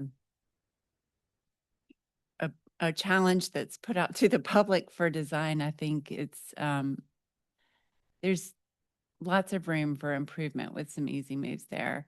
And I think about there are areas in you know, Cook County, Illinois, when they, I don't know how long ago it was, but you know, one of their requirements for develop became keeping like fill in place on site. And so it makes for very interesting landforms and plantings around hospitals and shopping centers because they have to work with it pretty creatively and add vegetation and think about all the public parks and kind of green spaces that could be integrated in these. That seems like an easy place to start and a lot of possibilities for investment opportunities there just because there's a lot to build on. Hand tops obviously seems like more of it. You have a lot of infrastructure challenges there. They're not going away, so I think they do need to be tackled. The bridge, the difficulty of crossing 250, even in a vehicle. I mean, those are priorities that have to get worked out. They're harder and they'll take a lot more effort and thinking and investment. But I would say that probably would be the second more important one in my mind. Oh, sorry. And so then, yeah. I don't mean to hug it, but if we're getting into the specific maps and preferences, I actually was going to exactly echo my colleague here in a lot of ways. I think also the Rio study area is the first one that comes to mind for me, again, with the low hanging fruit, a lot of existing interest, a lot of big surface lots.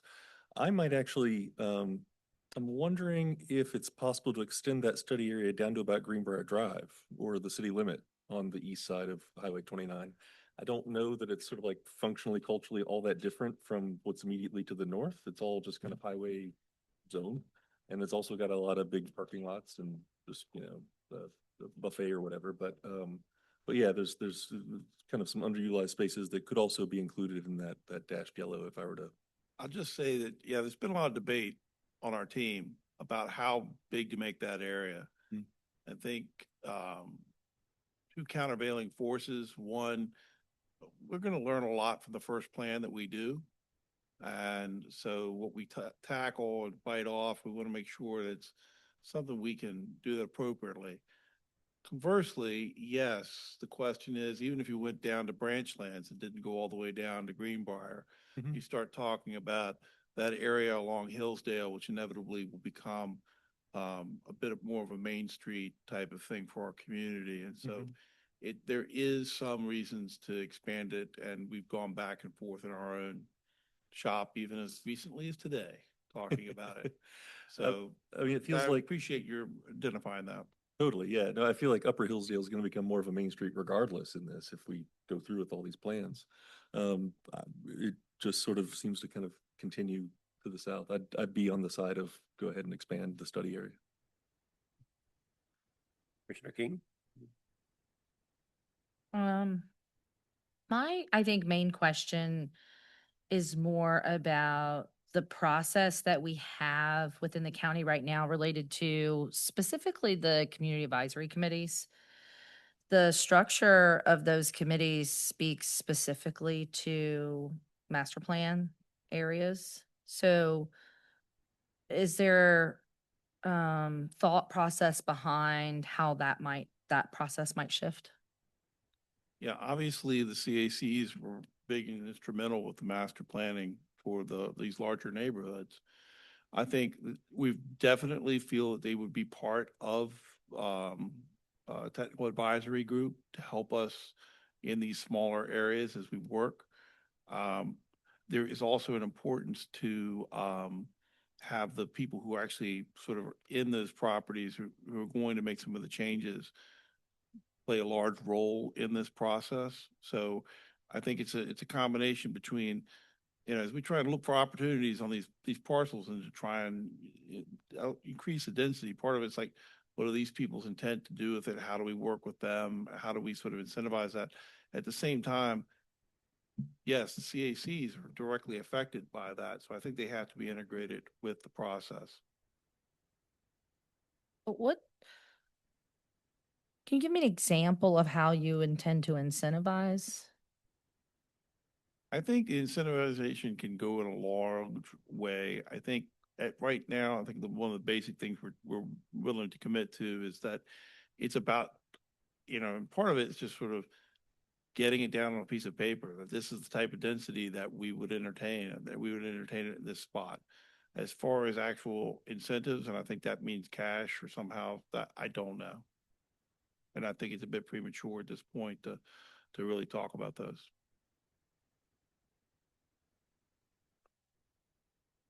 Okay, I just have a few comments. I would just say that of these three, I mean, I do think that Places 29 Ryle Road area might offer the greatest opportunity, especially because of Fashion Square Mall. I mean, it's a mall that's gone through bankruptcy and receivership and all that. And I know we spent a lot of time talking about it for the form-based code, but I think for a lot of reasons that Tool didn't realize what the county hoped it would. But there has been a lot of planning around there, but I think it also has the greatest opportunity. The Airport Road area, the Ashwood Boulevard study area that you drew, there's also, that feels like the least planned area to me. I mean, that you could make a counter argument for spending more effort up there because we haven't invested as much time. And I mean, I don't think you're taking any of these off the table. You're just talking about priority.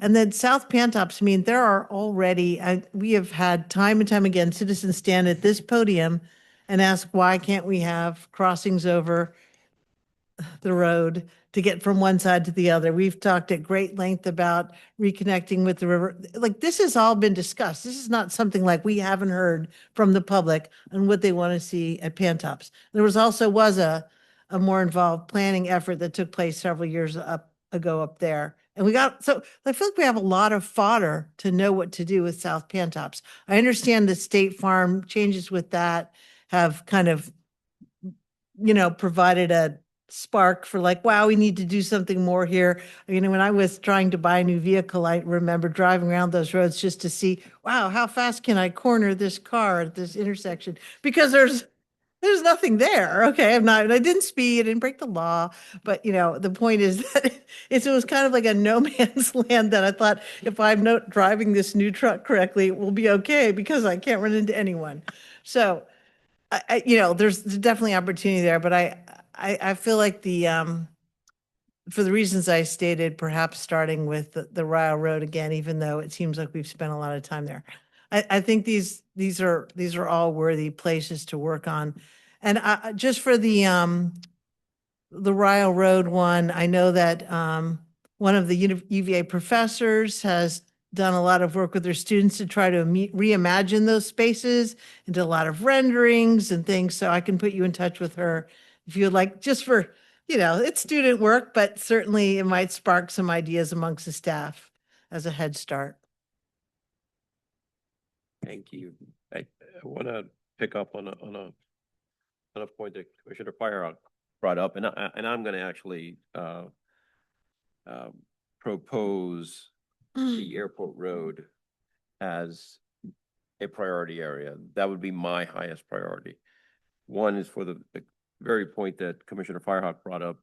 It just seems like that's the one we've paid the least attention to. We have quite a bit of information on the two. We have two area plans for each of those. We have the Pantops, we have obviously the railroad form-based plan. And I know that the planning staff has spent some time doing maybe it's too premature to call it a postmortem, maybe not, on the form-based code and that area plan, but I think this may actually supersede it, so that's why I'm gonna use that term. I know you spent some time with that, so there's been some lessons learned, maybe codify them and then bring them to this. Is like, well, what are we going to do different this time?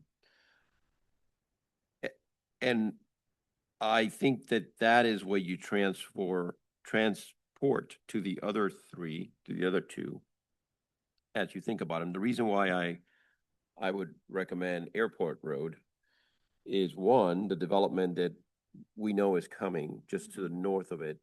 And the Think, airport. thinking it, well, and the airport, but thinking a little bit beyond. So I'm thinking beyond the center itself.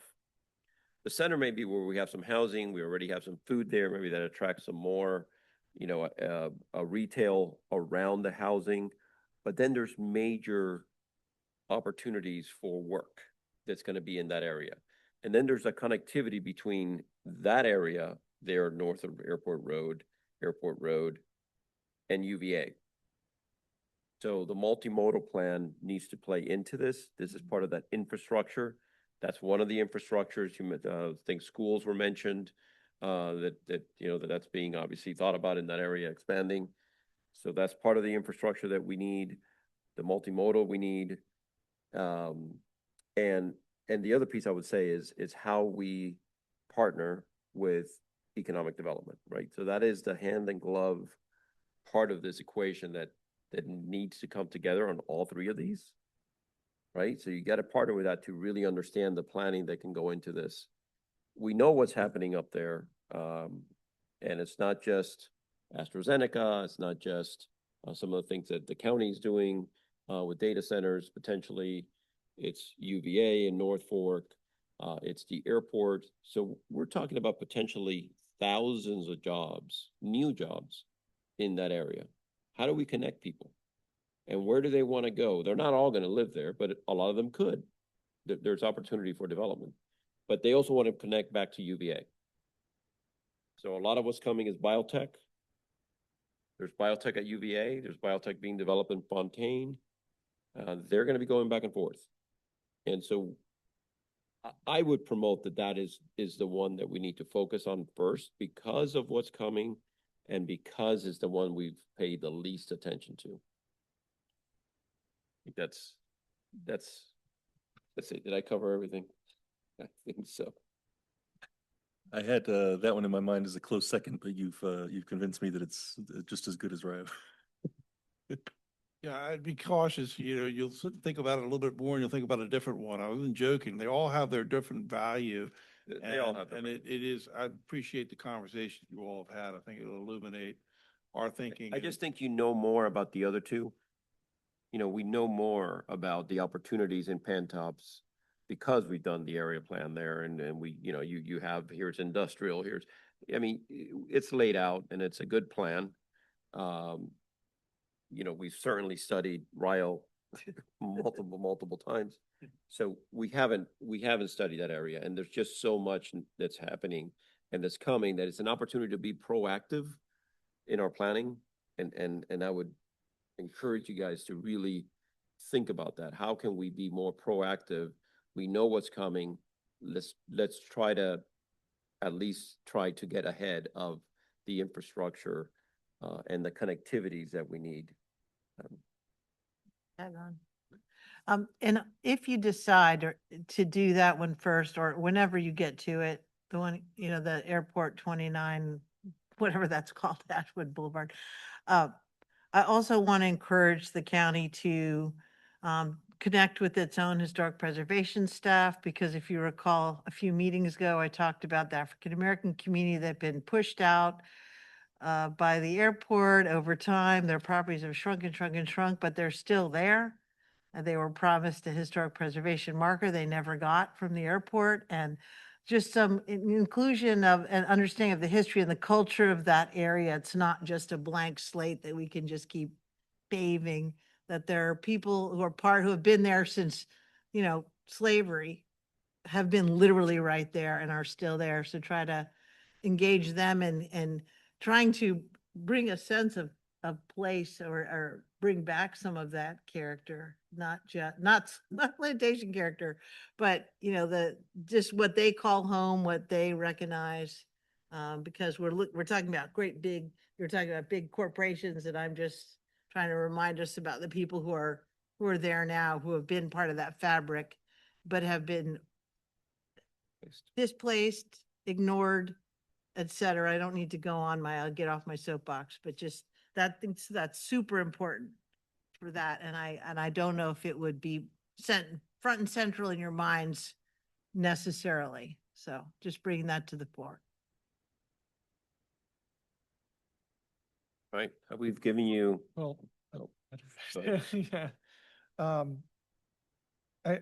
would also say, Rye Road is a very, very close second. I would talk about that first. I mean, I think we definitely with the Rye Road site, we need to prioritize the barriers to redevelopment. That's the big thing we need to do there. I feel like we've had places like Home Depot and other people come before us, and we've come up with on the spot incentives that would help with those situations. I really do strongly feel that we need to have a menu, as it were, of things we're willing to consider. Maybe we don't say like straight up, these are incentives we're going to give you, but we should lay it out like, here's the specific things we're going to look for. And hey, why don't you talk to us? Let's see what we can do for you. Here's some of the things we can do for you. And I think that conversation needs to happen so that we can deal with that. Also, just there's some zoning issues with some of those that I don't know that we've fully addressed yet. We need to make some of the outcomes permissible in our zoning, so that my understanding of the Fashion Square area right now, residential is not allowed by right. So unless that's changed. But I mean, I think we need to address some of those issues so that we can get some of the uses that we want in those to be able to retrofit Agreed. those into those places. And just as to say the obvious here, I mean, the big thing in the Rye Road area is structured parking. If we really want to get that to be a walkable, dense, useful area, we need to do the opposite of what has been done for decades, which is we need to get structured parking in there.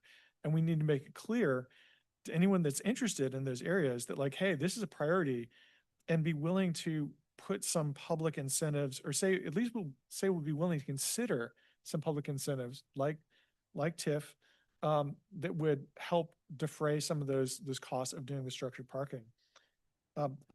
But I will say that Airport Road has a lot of issues. And it does suffer from a real lack of planning right now. I think I agree, given the new employment that's going to be happening there. I think it deserves more attention. I think we need to look beyond just large employment. I think it's been developed along, old ways of thinking about planning and zoning. And I think the sort of concentration of commercial uses in some areas, the concentration of residential areas, I think we need to think more creatively about including some other employment opportunities in that area so that people can live, work, play. I think, looking at the heat map of that area of pedestrian uses, not to beat that to death, but you can see the gaps in pedestrian connectivity very obviously, about where people would really love to be able to cross to get from one place to another place, but they can't right now. So even if they wanted to walk to one of those, from their neighborhood to one of those commercial areas, it's not safe. So really identifying those opportunities. really focusing on the live, work, play in that region, which I think has been sorely neglected. Mr. Murray, just to clarify, were you supporting Airport Road as your primary candidate and I- Rio as your secondary candidate? Correct. Okay. I mean, the Rye Road area is dear to my heart. And so it is with great trepidation that I propose any area that is not that area. But yeah, I agree there's an Airport Road needs more.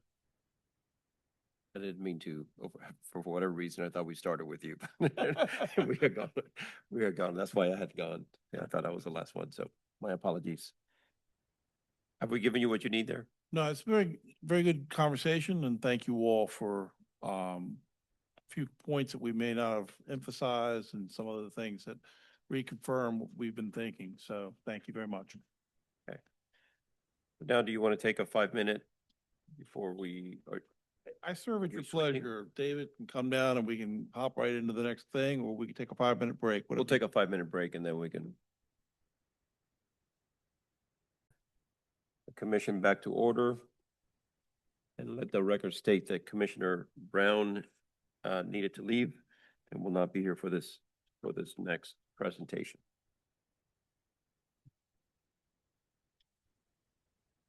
And now we were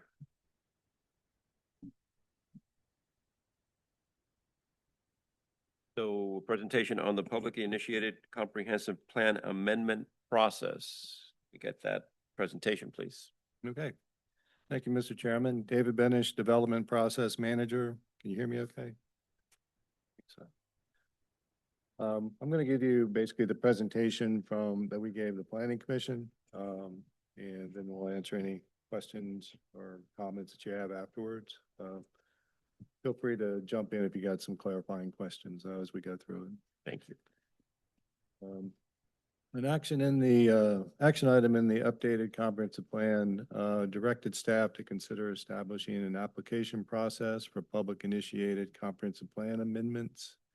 And since the adoption of AC 44, staff has been evaluating the need for a CPA application process, including benchmarking other localities.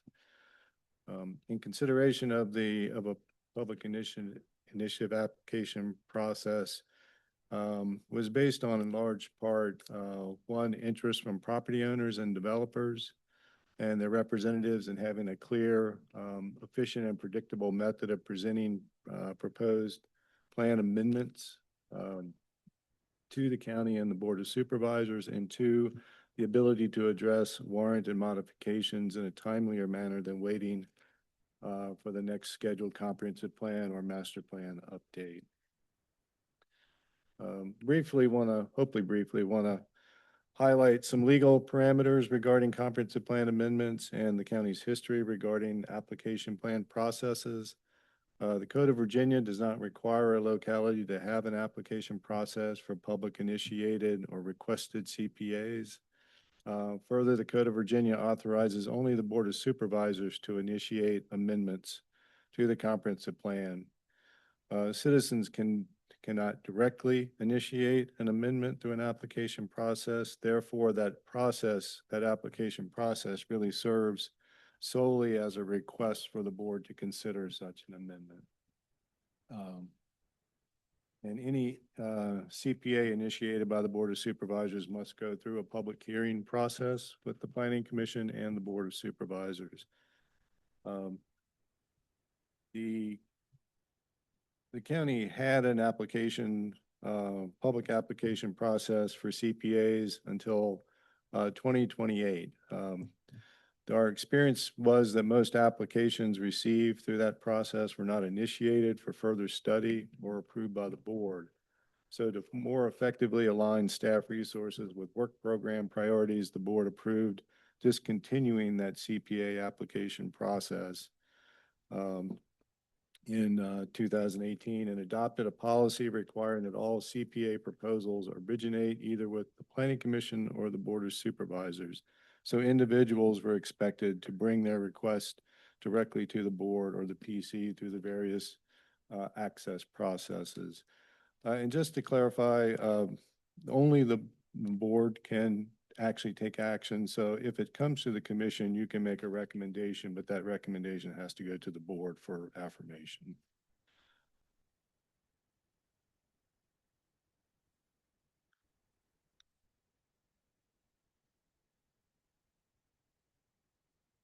After performing an evaluation of the possible approaches, including benchmarking other localities, staff did not recommend reestablishing a separate application process. Rather, the staff concluded that such requests should instead be processed through one or two existing pathways. That is the continued use of the current direct contact process established by the board that we just mentioned. And this would continue to be the preferred and recommended approach for those requesting CPA amendments, CPA requests. If a formal application process is preferred by the applicant, then they could submit a zoning map amendment or special use permit application with the proposed CPA included as part of the submittal materials. This approach mainly recognizes existing and already established processes. And again, the basis for that recommendation, we felt like what we had experienced up until 2018, that most of the requests that we had received through a separate application process was kind of frivolous and were not supported by the Board of Supervisors. And we believe the same would occur with another application process. We also felt that requiring individuals to seek direct board support through the existing direct contact approach helps prevent frivolous and non-viable proposals and ensures that there's demonstrated board interest in before significant staff resources are committed. For those seeking a formal application process, the CPA and ZMA and SP process, approach does provide some advantages to a separate application process. They are familiar processes that applicants and citizens are aware of. Those application requirements provide more detailed information than you would normally get from a CPA process, so it allows for better evaluation of the impacts of that CPA. And also the cost in those requirements, again, prevents frivolous applications. The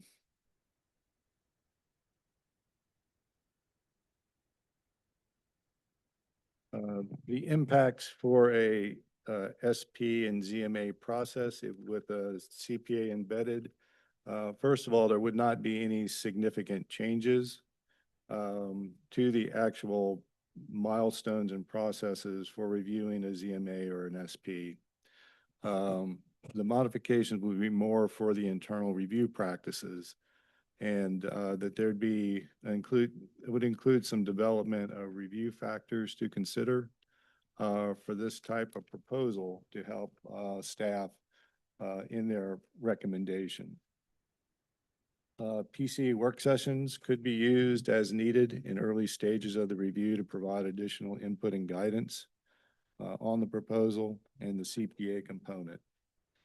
The thought process for when we get these applications is that staff comments and recommendations on that CPA component would be provided in the first round of comments on that ZMA, which usually goes out about 45 days from its original submittal. And part of the evaluation is to determine whether that type of review, the scope and scale of that review, is acceptable to be reviewed as part of that ZMA and SP process, or whether the CPA warrants additional study because of the complexities and scope and scale of that activity. And that's a separate study, separate from and before an action could be taken on the ZMA and SP. The third sort of option is that it's an unacceptable CPA proposal and it doesn't warrant any further evaluation. It's so out in left field, a recommendation is just made for denial in all likelihood or a modification to the ZMA to address that inconsistency. The, what we've put together are what we kind of call factors or considerations, so that in developing staff's early round of comments, they can have some common factors to think about as they make that recommendation, one of those three types of recommendations. And the concepts for what to talk through and think about are sort of listed here in these bullets. Does the proposal address comp plan goals and objectives, other comp plan goals and objectives in a more efficient or significant way? And how significant is that benefit? In other words, what's the trade-off from addressing those other goals and the inconsistency with the FLUM? Is it consistent with other goals and objectives of the county, which may not be in the comprehensive plan, but highly important initiatives for the county to consider or have out there? Are the impacts of the proposed change isolated to the subject properties subject to the rezoning? So the change is really impacting just those properties. Does the change affect the plan's recommendations for nearby properties and neighborhoods? Does that change affect the ability of adjacent or nearby properties or neighborhoods to develop in the way the comp plan calls for? That type of consideration. What's the impact on infrastructure, development design, or development design recommendations? Is the scale or the magnitude or type of change such that it generates more regional or comprehensive impacts to the comp plan? Again, are there much broader issues? How significant is the impact to our overall industrial inventory if there's a change in that land use? Is there an undesired precedent created for future actions by the action? That's a bit of a catch-all, but those issues can come up. And then the importance and need of making the change now as opposed to waiting for the next comp plan update. So these are really not so much checklists, but sort of standard questions to kind of work from as you work through that proposal that might have comprehensive plan components embedded in it. And again, the general intent is really to sort of make a determination of what the scale and impact of that CPA is with that rezoning, and whether it can move forward without any more significant study or comprehensive study. And by being acceptable and moving forward, it doesn't necessarily mean it's automatically recommended for approval. It's really saying that the scope and scale of that change can be evaluated within the context of that rezoning without warranting a separate study. Otherwise, projects that have a regional impact and broader scale of impacts really should be looked at more comprehensively under a CPA study. I've got sort of a real general flow chart of the review Bennett, process. and since you opened for some questions. Speak when. So can you go back to so when you accept to move forward, so the board would the board of supervisors would make that determination? Yeah, what we're saying is that scope and scale of that change, it can be assessed through the information provided in the rezoning. So that rezoning moves forward through the planning commission and the board of supervisors. You may recommend denial of the proposal based on comp plan issues or not. If the board were to agree that they're with the proposal and approve it, there is a decision that needs to be made whether there has to be an official amendment to the comp plan or whether just the action on the rezoning takes place. Right. So But it's the moving forward for really a further evaluation. Right, of it's the just going to impacts. move forward for everything that any rezoning or special permit is going to move forward for a public hearing, and that's your opportunity to weigh in. This is an approach for how to staff to evaluate it and suggest early on what the applicant should do with that proposal. Thank you. again, this, just a quick flow chart. I'm not going to go through to save time, but if we need to kind of see how things flow, we can come back to that. And just to summarize, there's no new separate application process. We're going to continue to use that direct contact approach with the ultimately with the Board of Supervisors. Things could come to you, but ultimately a board decision. And that continues to be the preferred and encouraged approach.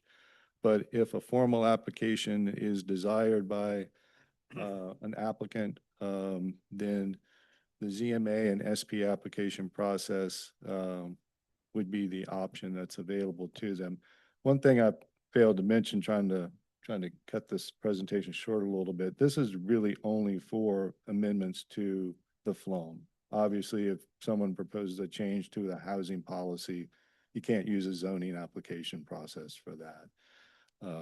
So I think this was reviewed, as you know, by the Board of Supervisors on May 6th, and they accepted this concept moving forward. So happy to answer any questions that you might have about it or any comments. Appreciate it. That was very, very clear and concise. I know there's a lot of material that you're trying to cover, and I appreciate it. Well done. I had one sort of small process question and then maybe the wild hypothetical that may or may not matter. But the small process question was if an applicant did the direct contact, just basically went to their local board member, or their supervisor rather, and the board member, the supervisor said, yeah, okay, maybe it has merit. Does that then they just get on the agenda for the board, or do they funnel it to staff? Yeah, so the way the process would work is the board at some point in time reaches consensus and directs staff to undertake a study. And then it comes to staff. And then that process, it kind of mimics the type of process that you would see in a rezoning. There'd be a formulation of what the scope of that comp plan amendment would be. Then the board, we usually draft some type of resolution to outline what that scope is. And then we go to staff review. And most likely, depending on what that proposal is, use community meeting process, our site review committee as necessary, and ultimately back to the planning commission and board for review and recommendation. And the wild hypothetical was if there was some citizen or citizen group, some civic organization that wanted to request or propose a conference and plan amendment, but it wasn't on their own property, their own sort of proposal to build something. They pretty much just have the option one, just like basically petition their supervisor. That's right. Yeah. Yeah. Okay. Yeah. I don't know if that ever happened or will happen, but would require a property owner. Great, thanks. And you have seen these already, as you know. Chestnut Grove, Beaver Hill Mobile Home Park. So these things are happening now. So one advantage of providing for us a little bit more considerations and factors is it helps organize how staff reviews those when we get them and come back to you. So there's a little bit more of a standardized formula for how we would approach them. Yeah, I think I'd underline the key point here. If it's something that's kind of not a major change, we may continue to move it forward through a rezoning. And I think examples of that are some of the parcels along Berkmar that were commercially zoned. There was steep slopes, and the residential almost made more sense there. We just processed them as rezoning application. Some of those ones that David just mentioned are not consistent with the comp plan, and it would have been nice to have had the vehicle to come to you and say, hey, let's check on these major questions relative to the comp plan before we get into the detail of do they have the buffer right and all those other types of stuff. So I think we're trying to thread the needle here. We didn't want to create a whole separate process and create more bureaucracy for everyone involved. And if you think that this is flexible enough, and it's hard to know how exactly it will be used in the future because it'll be highly dependent on the applications that we get. And I think one question that you all asked when I mentioned that we had gone to the board with this was, is this going to be a vehicle to expand the development area? And I would just say I guess it could be, but it's going to be a fundamental question.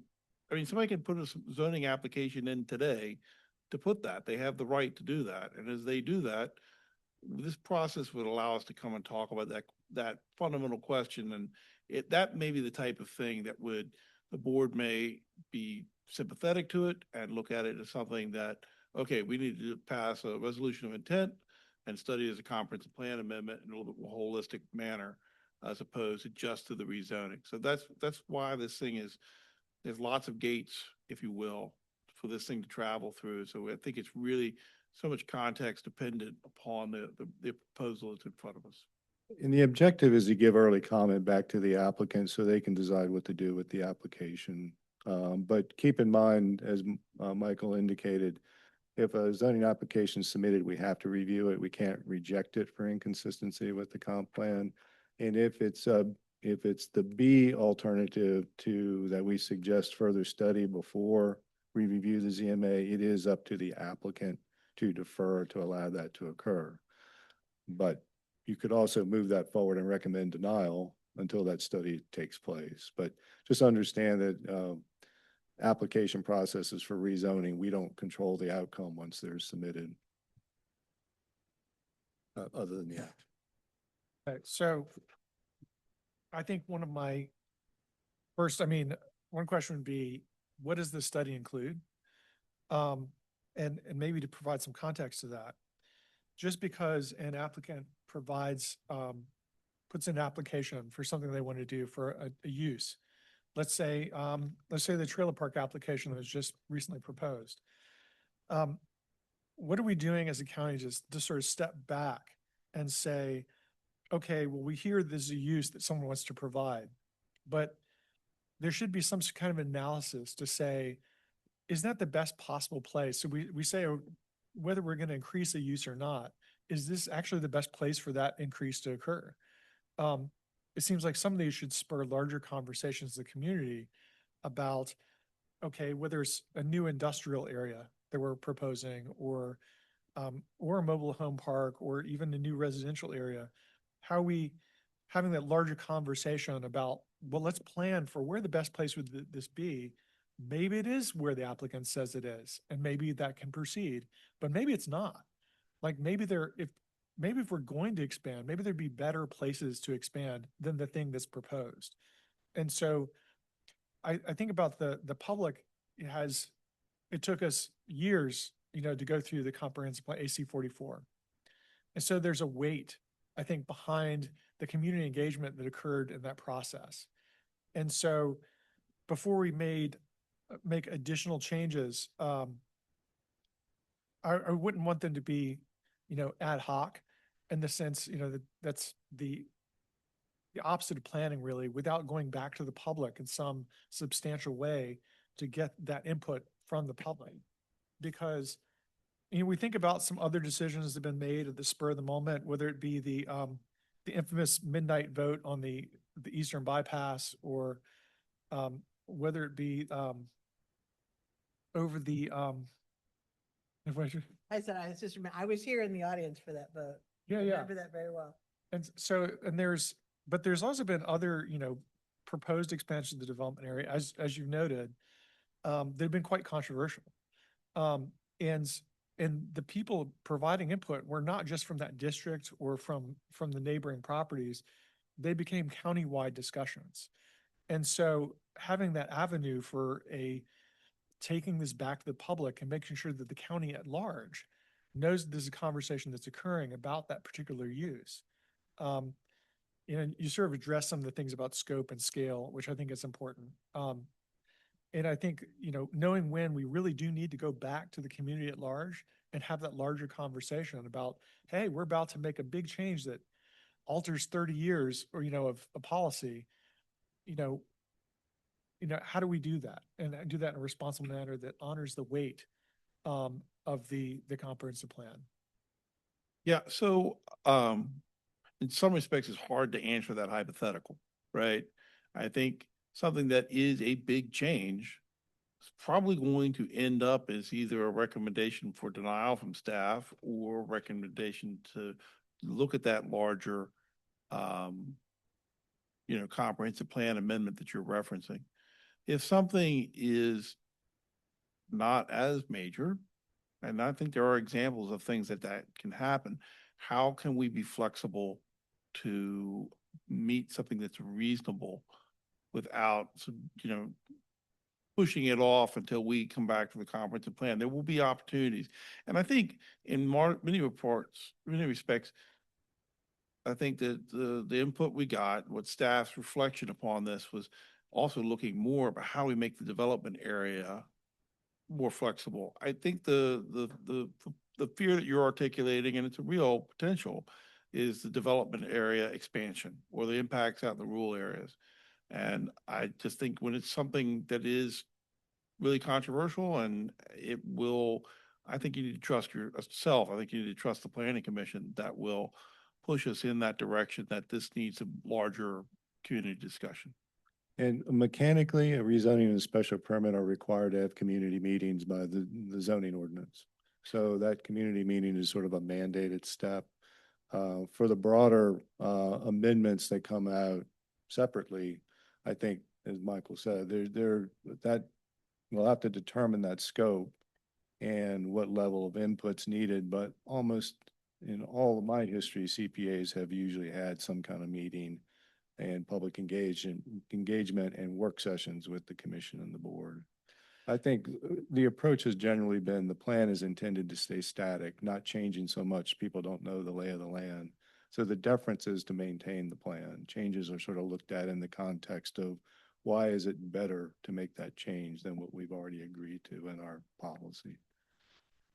I guess my concern, I wouldn't want it to be, I think, I mean, if we think about if we're going to make a new ordinance, for example, whether it be the riparian buffer ordinance and the time and effort that's gone into that and the many times it's come before us before it was passed, I want to make sure that I think if something is significant, there are some decisions that have a level of significance that we probably shouldn't see them just once. They should probably be reviewed multiple times before passing, or have some other. I think it's very easy for the public to not realize the significance of something that's coming before us, and not realizing that it's actually an issue that affects the whole county. I just say, I think one of the lessons that came out of some of those, Chestnut Grove especially, was that we didn't have a work session early on to talk about that and then a public hearing. So this meets your concern of having two different looks at it and should elevate the thing sooner in the process, both to the benefit of the applicant, staff, and the broader community. Can I just say that I think it's really ironic that you keep bringing up the need to plan for where we will expand the development area, because that's exactly what personally I'm asking for. Like, we are currently doing the opposite of planning by not talking about it. So it's like, are we going to allow Beaver Hill to go across the street where there's already infrastructure in place to provide super affordable housing, which is an easy win for everyone? No, because you don't want to go a little bit here and a little bit there and a little bit there and be haphazard and not think about it. But then everyone keeps saying we can't talk about it. So it's got to be one or the other. If I agree with you, we need to talk about it now, not 15 years from now. So yes, Commissioner Murray, let's talk about where is the right place to expand the development area in the future. Let's talk about it now. And earlier you mentioned speculation, and I have to push back on you because the concept of developing a new area, whether that's 100 acres or another 1% or another 2% of the 95% that's being preserved, if we identify that area now, that property is going to sell at market rate. So you said it wouldn't be affordable because of speculation. We're not trying to build affordable. We're trying to build more. we have to be able to increase the supply of housing quickly. It's important. And so if we keep going back and forth about how we're going to do it and not actually start talking about where we're going to do it, you're going to be in trouble. 31,000 people. It was in the report earlier, 4 different times staff highlighted 31,000 people by 2040. That's 14 years. So I mean, I guess the question is, I see this as multiple phases, right? I mean, we had a big discussion multiple times. Are we going to expand the development area? And the question came up multiple times and the answer was no.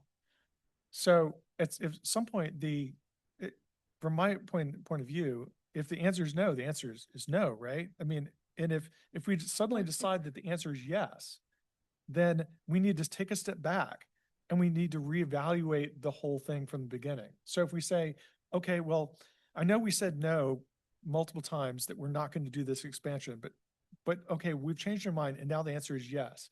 Instead of saying yes for this individual property, we should take a step back and say, okay, we've changed our mind. It's now yes. Now let's think about where. And I think that's the next phase of so it's just a matter of state. Let me try to bring us. And just respectfully, I wasn't here when that no was discussed. Like, I'm pretty new to the planning commission, but I was on the CAC. I was showing up at every single town hall for every single AC 44, talking about this with staff and multiple other, commissioners and supervisors. It was a specific section of, obviously, of the AC Correct. 44, and that was a direction that was decided, that there was a recommendation from this body, but then obviously the Board of Supervisors approved it. So I don't think we need to relitigate that here. What I'm hearing and the process that has been put in place is that there is a process if there's a change, and it does open it up back to public comment. And I think some of the lessons learned from Chestnut Grove are good, and I'm glad that that's being recognized. So there is that opportunity for public comment. Obviously, it's got to come before the Planning Commission, and it's got to go by the Board of Supervisors. So, I mean, I'm certainly in favor of the direction that this has gone. I'll just say I'm in favor of the current proposal and it's already been approved by the board is my understanding, right? So this is really just for our information. And I'll just note, and I'm not going to name the development because it doesn't really matter, but when we had a situation where a developer came to a work session that this body had, this is before some of your time, and said, I have this idea to build these kind of cottage houses and this kind of arrangement, and I just want to see if this is kind of pattern would be even something you'd be interested in. And it was unanimous, like, yeah, we think this is fantastic, creative, great use of land, and it was built. So but there was a process for them to kind of run a trial balloon before paying for hundreds of thousands of engineering and all this stuff by that developer. So, there are ways that this process can work for everyone, because I don't want anyone to waste any money or time if it's possible, right? Thank you. Thank you very much. And do we have committee reports? Give me a moment though. No. Maybe somebody else go first. I don't have any. I only have new business. You didn't have a historic. Okay. All right. I forget, I feel like maybe I was out of town or something. But we are gonna meet in 2 weeks, allegedly. Okay, so the MPO tech meeting happened, and one of the most relevant items I thought was identification of stars and project pipeline study locations. The 3 study locations that were chose, kind of relevant to some of our conversations earlier, were US 29 at Airport Road, US 250 at Free Bridge, also in one of those areas, and I-64 exit 118 at US 29.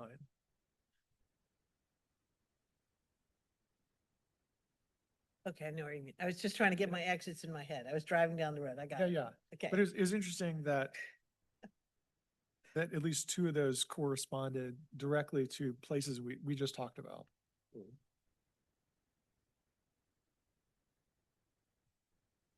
Barnes, Well, I And- have oh, new business. sorry. Is We're it- not there Oh, yet. it's not yet. Not yet. Okay. We have, Mr. Barnes had some Board of Supervisor. Supervisors meetings. I think there's two of them, right? May Um, 27th and We June. have a little bit of an error here. It's Okay. a supervisory meeting on the 27th.